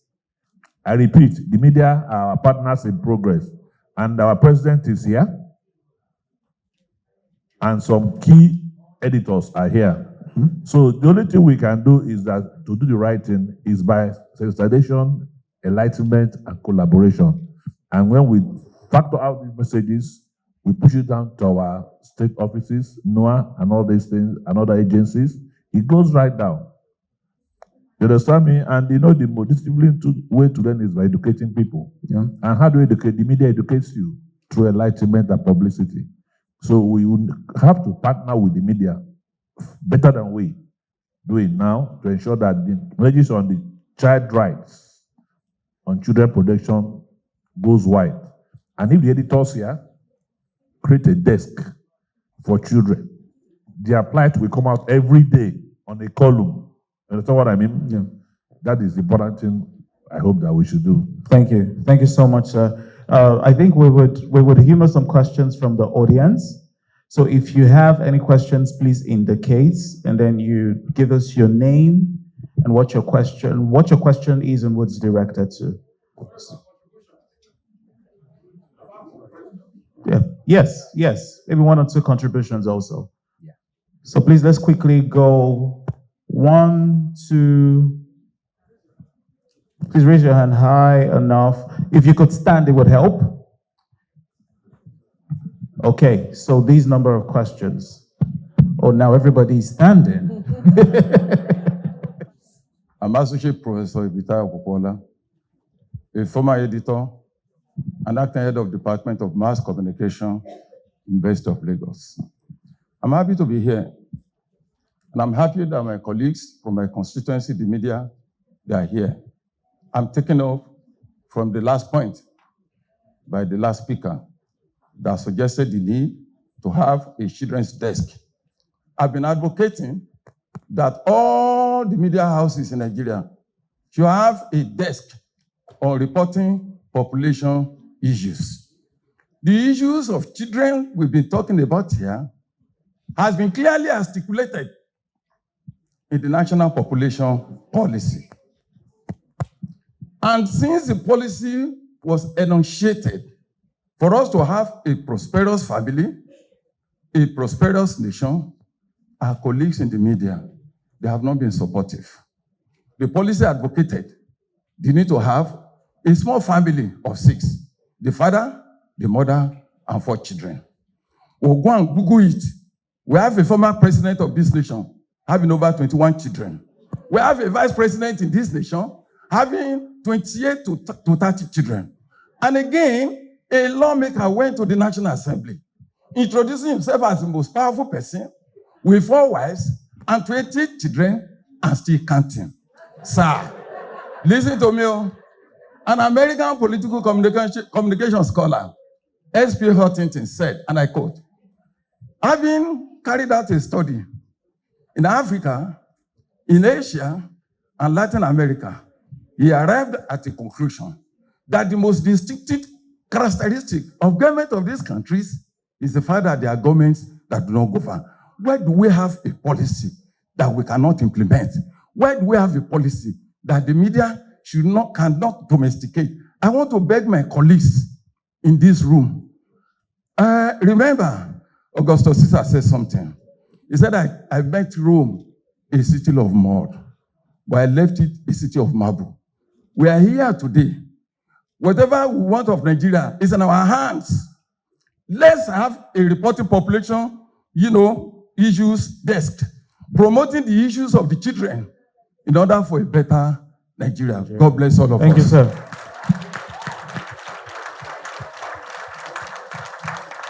There's a man in black. And I feel that in terms of celebrating the World Children's Day and in consideration of what is going on in the country at the moment, it's very important to note that not just the children abducted or the children who are facing lots of insecurities are the victims of this exposure. Also, the children here, the children in your local schools, where you hear them playing national anthem or singing close to your house, they are also affected. And this is this is a vicarious trauma that they are now exposed to. So I think it is important to note that as we are providing solutions and deliberating upon solutions to, for media coverage in terms of education insecurity, providing quality access to education and equal access to resources amongst children, it's also important to note that we also need to provide mental health interventions for children who are experiencing vicarious trauma. Thank you very much. Thank you. Thank you. Thank you for noting that out. Mental health for children. The lady in black. Okay, good afternoon, everybody. My name is Essie Ogene Asagba. I'm a nutritionist. And piggybacking off the comment about girl-child marriage, on the International Day of the Girl Child, I made a tweet. I made a thing, it was a campaign for me. And I said, misogyny is a social determinant of health. And I got a lot of heat for that. People were not believing that, look, the systemic belief that women and girls are seen as less actually does affect the health and general well-being of women and girls. What we are fighting here is not mostly just a government policy thing. We are fighting an ideological war. There is a systemic belief that women or girls are seen as less, and that their whole purpose on earth is to get married and have children. So if you are going to communities like this and coming up with laws, policies, and all of that, it's not going to work. You are fighting an ideological thing. These people deeply believe that girls are just meant to get married and give birth. And it's affecting us in so many different ways. I made like 4 or 5 videos, because I make social media videos, about how misogyny also presents in nutrition and in the household. And I talked about how even in households, both in high class and low class households, girls are at a disadvantage. They get less food, even though they need more nutrients for their growth and development. There's this belief that the men come first. If you think about this in your houses, in your houses, they serve the men first, they tell them the best portions, and then when it comes to the girls, you get the leftovers, because there's this belief that women are less and all. So what we are fighting here is an ideological war, and that's what needs to be addressed. Thank you so much for noting that. Yes, one.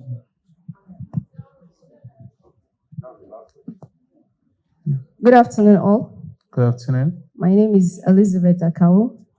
I'm a parent.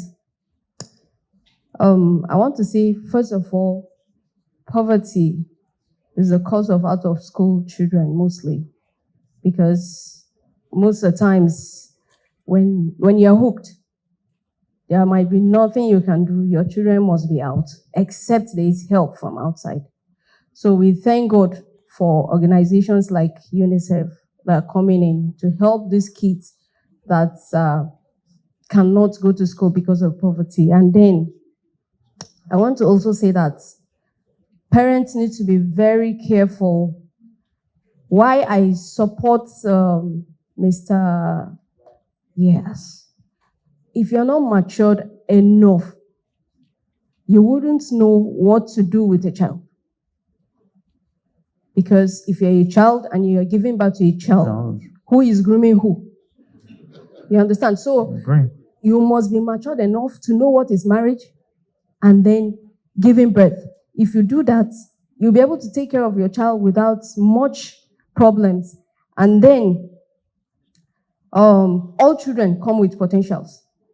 All children. There's no human being that will not come with a potential. I have 3 kids. The first wants to be a medical doctor. He's a singer. The last one is an artist. And because I notice all this, I allow them to flow. So if you understand the potential of your child and allow the child to flow, he will grow better than forcing him to do what he does not want to do. Yeah. And then, what time do you take your child to school? At what age? Sometimes we take these kids too early. And when they go to school, they get things that we cannot imagine. They learn things that the mind cannot comprehend because it is too early. So the first place is the place of the parent. Teach your child first and then take him to school. What you have taught him, he will not leave, because the Bible says, that's for a Christian, the Bible says, teach your child and when he is old, he will never depart. So please, let's take these things in an organized way and then we'll have a clean society. Thank you. Thank you. The role of parenting again. And then one last question for the young man in the middle. Just pardon me, sir. One last question. Thank you so much. Thank you. My name is Ajibola Oshungbon, a student of NIJ, PGD student. So I have 2 questions. The first will be thrown at the country. 2. One question. It's very short. One question. Okay, it's very short, but the first, the country representative of UNICEF, she talks about water. I think she talked about 3% access to water in KB, and there is work ongoing. Okay, she's the one. Yes. Thank you. Now there is ongoing campaign or stuff like that, and I think it's more peculiar to, like, the focus is on the northern side. Some month ago, there was a story about bad water in the southern part of Nigeria, most especially Ogun State. And I think there should be more focus too in Osun State, Elisha precisely. Mining is going on over there and there are bad waters. So I think it's a question. So I don't want to answer my question myself. So what is your question So exactly? my question is the focus only in the northern side or across Nigeria? And secondly, okay, One fine. question. Thank you. Do you want to? Thank you so much for the question. When I talked about where we are, I gave that example that we use information or data to decide where we are going. But at the same time, I also mentioned that we are present also in South, but not maybe in the same way. So you mentioned about Oshun. We will work with Oshun, we will work with Lagos, we will work with Enugu, and we do to help them also make the policy strategy. We advocate to make sure that there is enough funding from the government is also allocated for water, sanitation, education, child protection, and health and nutrition. To make education more inclusive for children with disabilities. I like that question.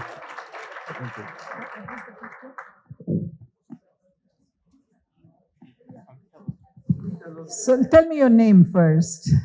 My name is Oluwafemi Sulaimon. I'm 11 years old. All right, okay. Thank you very much for the question. This is something that actually touches everybody's heart. So steps have been taken to include children with disabilities? So there is, first of all, it depends on the country as well, that where the country is in terms of their policy, in terms of their strategy. So we work with the government first to have a policy for inclusive education. Inclusive education means that all children with disability should have the same opportunity to be in the school. And then after that, depending on, again, country situation, we also provide sometimes assistive technology, which will help, a child, if the child is visually impaired, to also learn. Also, sometimes we provide through government also hearing aid. Some children, they cannot come to the school because of maybe they are not able to walk. So we also work with the government and to encourage schools to have ramps so that, the child can easily come. But the most important thing is also prepare the school and the teachers themselves as well. So they do not discriminate a child with disability. They equally treat that child as one of the regular students. Thank you very much. Thank you. One last question. Okay. Okay. Yeah.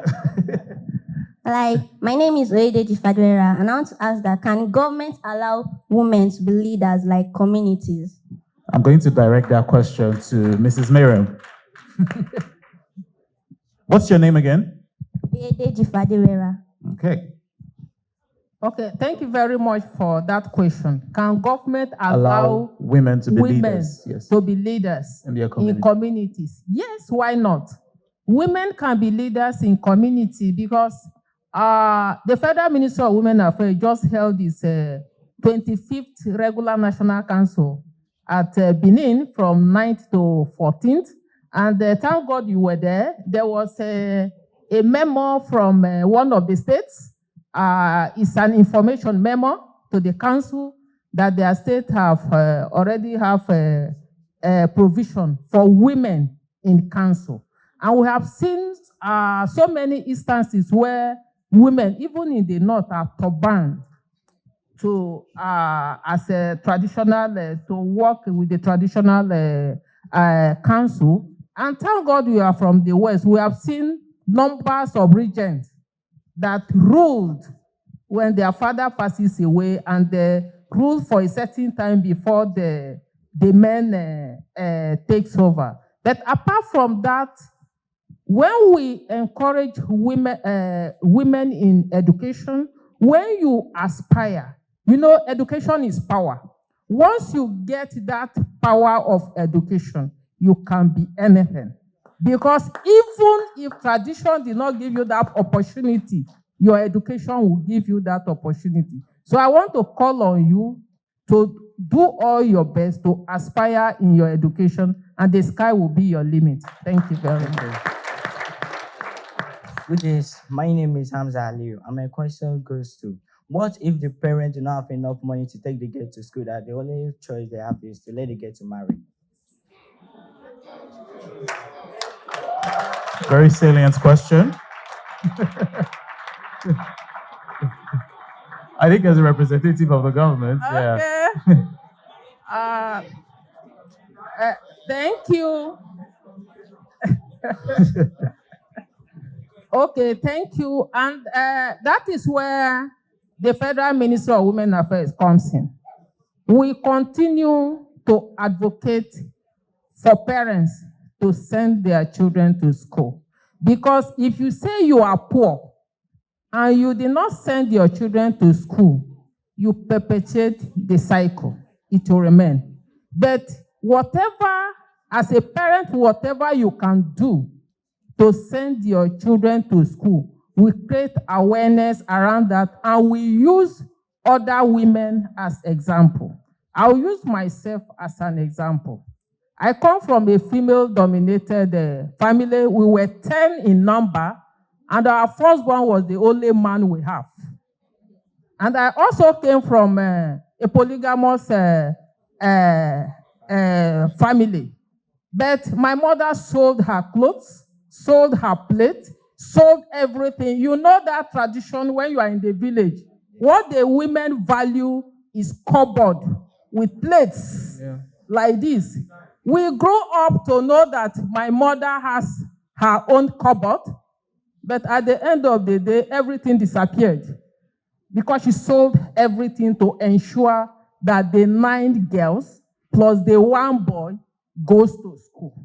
She sold all of them.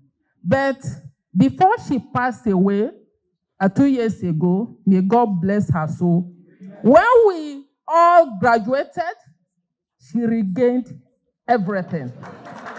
So when you are poor, tell women, do all what you can do. Forget about their showbiz. Forget about everything. Send your children to school. When that children becomes educated and she becomes something, she'll remember the parents. Thank you. Thank you. Thank you so much. Okay. The world is changing rapidly. How is UNICEF and the Nigerian government preparing Nigerian children for the future that is being reshaped by technology like artificial intelligence? What's your name? Tariq. Tariq what? Lawal. Tariq Lawal. What is Nigerian government and UNICEF doing to ensure that the Nigerian child is equipped for the future technology? Like UNICEF. All right, okay. So it's a tough question because there's a lot of discussion going on artificial intelligence. Artificial intelligence, the technology is fantastic, but also we need to be very careful that how it is being used by, not only the children, but all of us.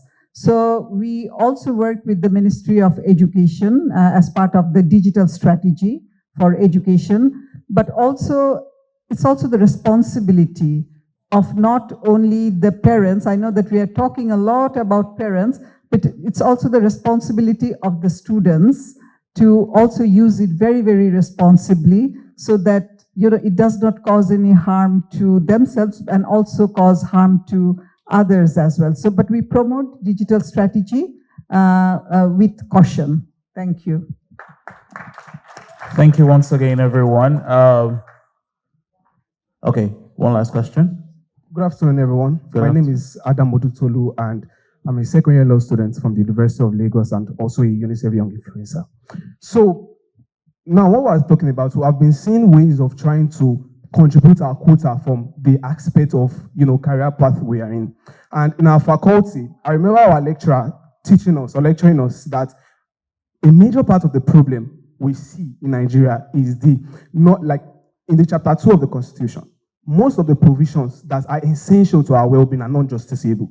And by non-justiciable, I mean they are an aspiration to the nation and not something that are compulsory. For example, if we check education, we check healthcare, we check food security, all these things are an aspiration to the government. until these things are made compulsory to make for the government to provide them. Like the brilliant boy said, if a parent doesn't have the financial capacity to send a child to school, this is where this kind of mechanism comes in.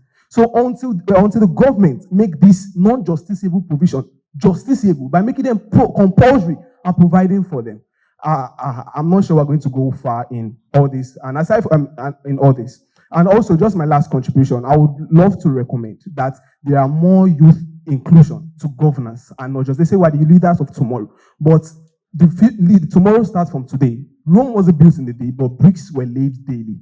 Thank you so much. Thank you. Okay.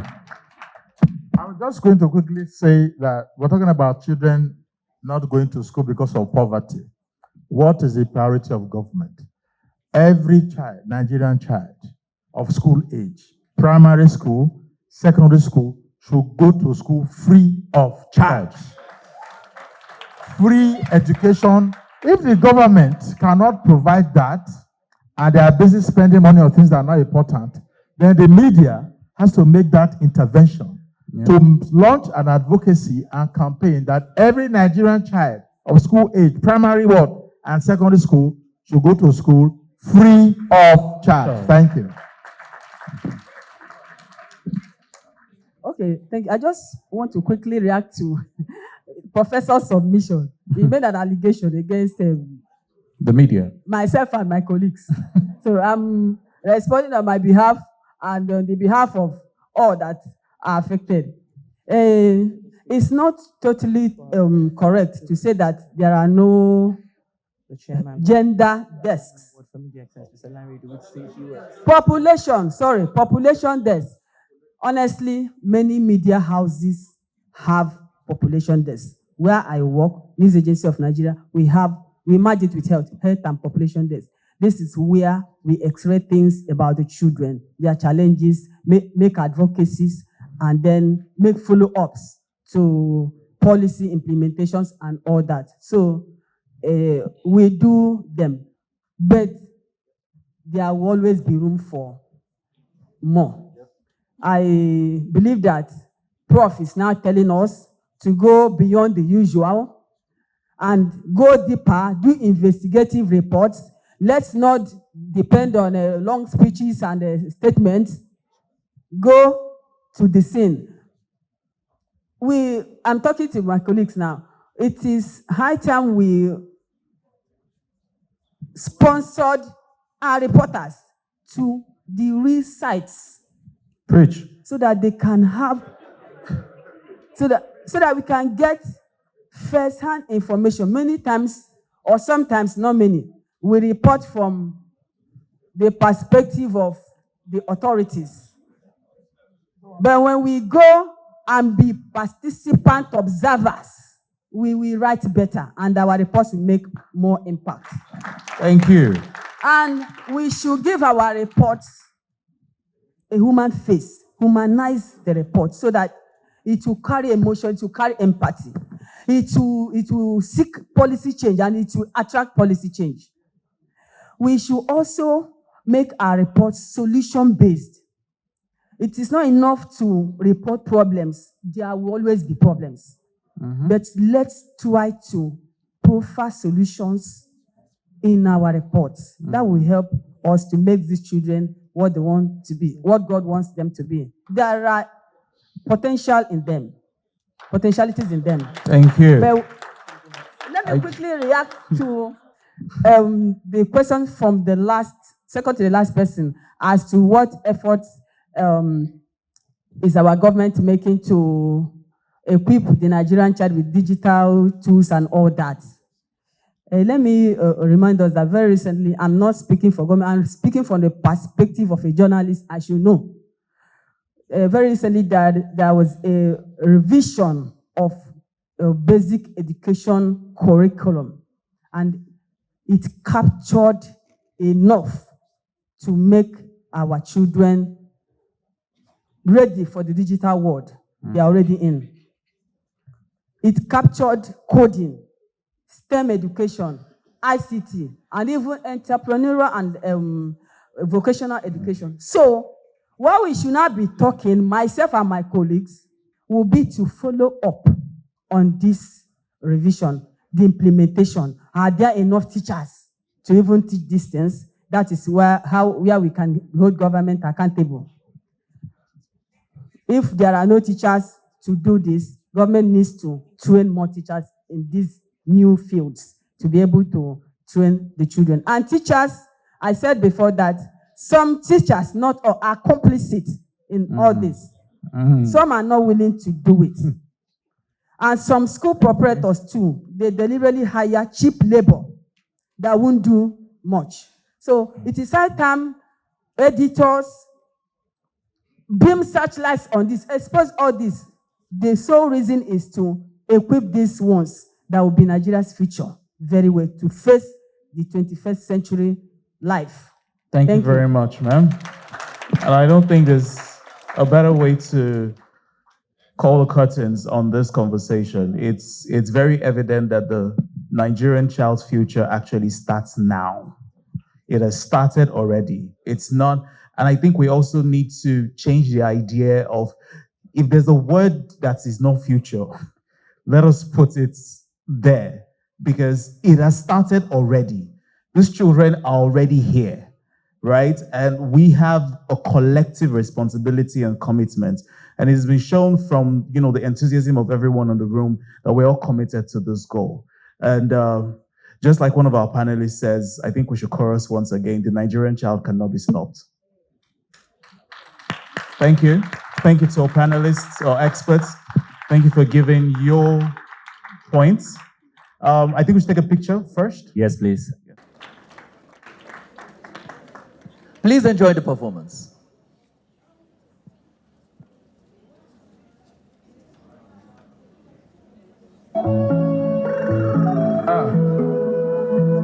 Yeah, Galido system.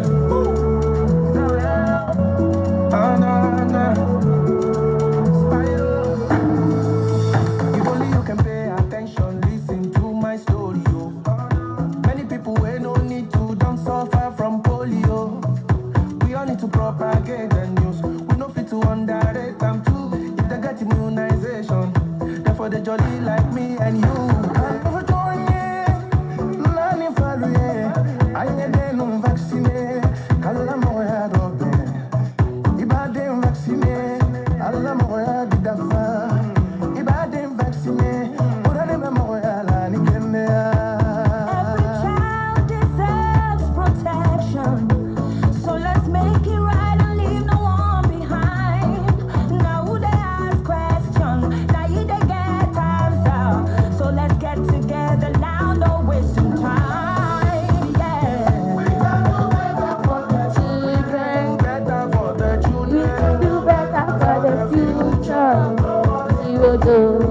No more hesitation.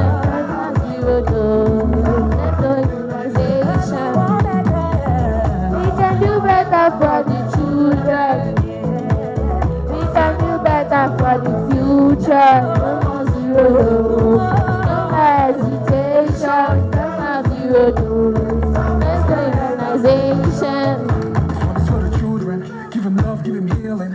Ouvrez vos cœurs and make a decision. If love is the reason, immunisez nos petites mamans, vaccinons nos enfants. Faut pas déconner, donnons à nos gosses le power.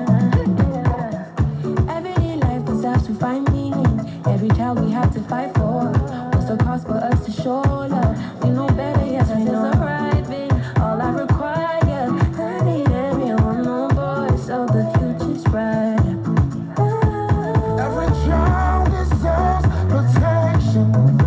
Let us make it right and leave no one behind. Now they ask questions, now they got answers. So let's get together, now no wasting time. Better for the children. We can do better for the future. No more zero dose. No more hesitation. That's not zero dose. That's organization. We can do better for the children. We can do better for the future. No more zero dose. No more hesitation. There are zero doors. Let's get immunization. Are we done? A round of applause. No, no. No, no. No, no, turning back. No, no. No, no. No, no. No, no, turning back. I have decided to make it in life. I have decided to make it in life. I have decided to make it in life. No turning back, no turning back. True laziness, no, no. True bullying, no, no. Going late to school, no, no. Exam malpractice, no, no. Decent dressing, no, no. Fighting all the time, no, no. Procrastination, no, no. Yahoo, yahoo, no, no. We will lead the world, we lead the world. Compete globally, as goes be, as go getter, as go getter. Champion in life, okay, no life. Where man, show some love, free of drugs, free of self, for a healthy lifestyle, I have decided to make it in life. I have decided to make it in life. I have decided to make it in life. No turning back, no turning back. True laziness, no, no. True bullying, no, no. Going late to school, no, no. Exam malpractice, no, no. Decent dressing, no, no. Fighting all the time, no, no. Procrastination, no, no. Yahoo, yahoo, no, no. Prostitution, no, no. We will lead the world, we will the world. Compete globally, we oppose the value. As go the big, as go the views, as go getters, as go getters. Champion in life, where man, show some love, free of drugs. Thank you very much, ladies and gentlemen.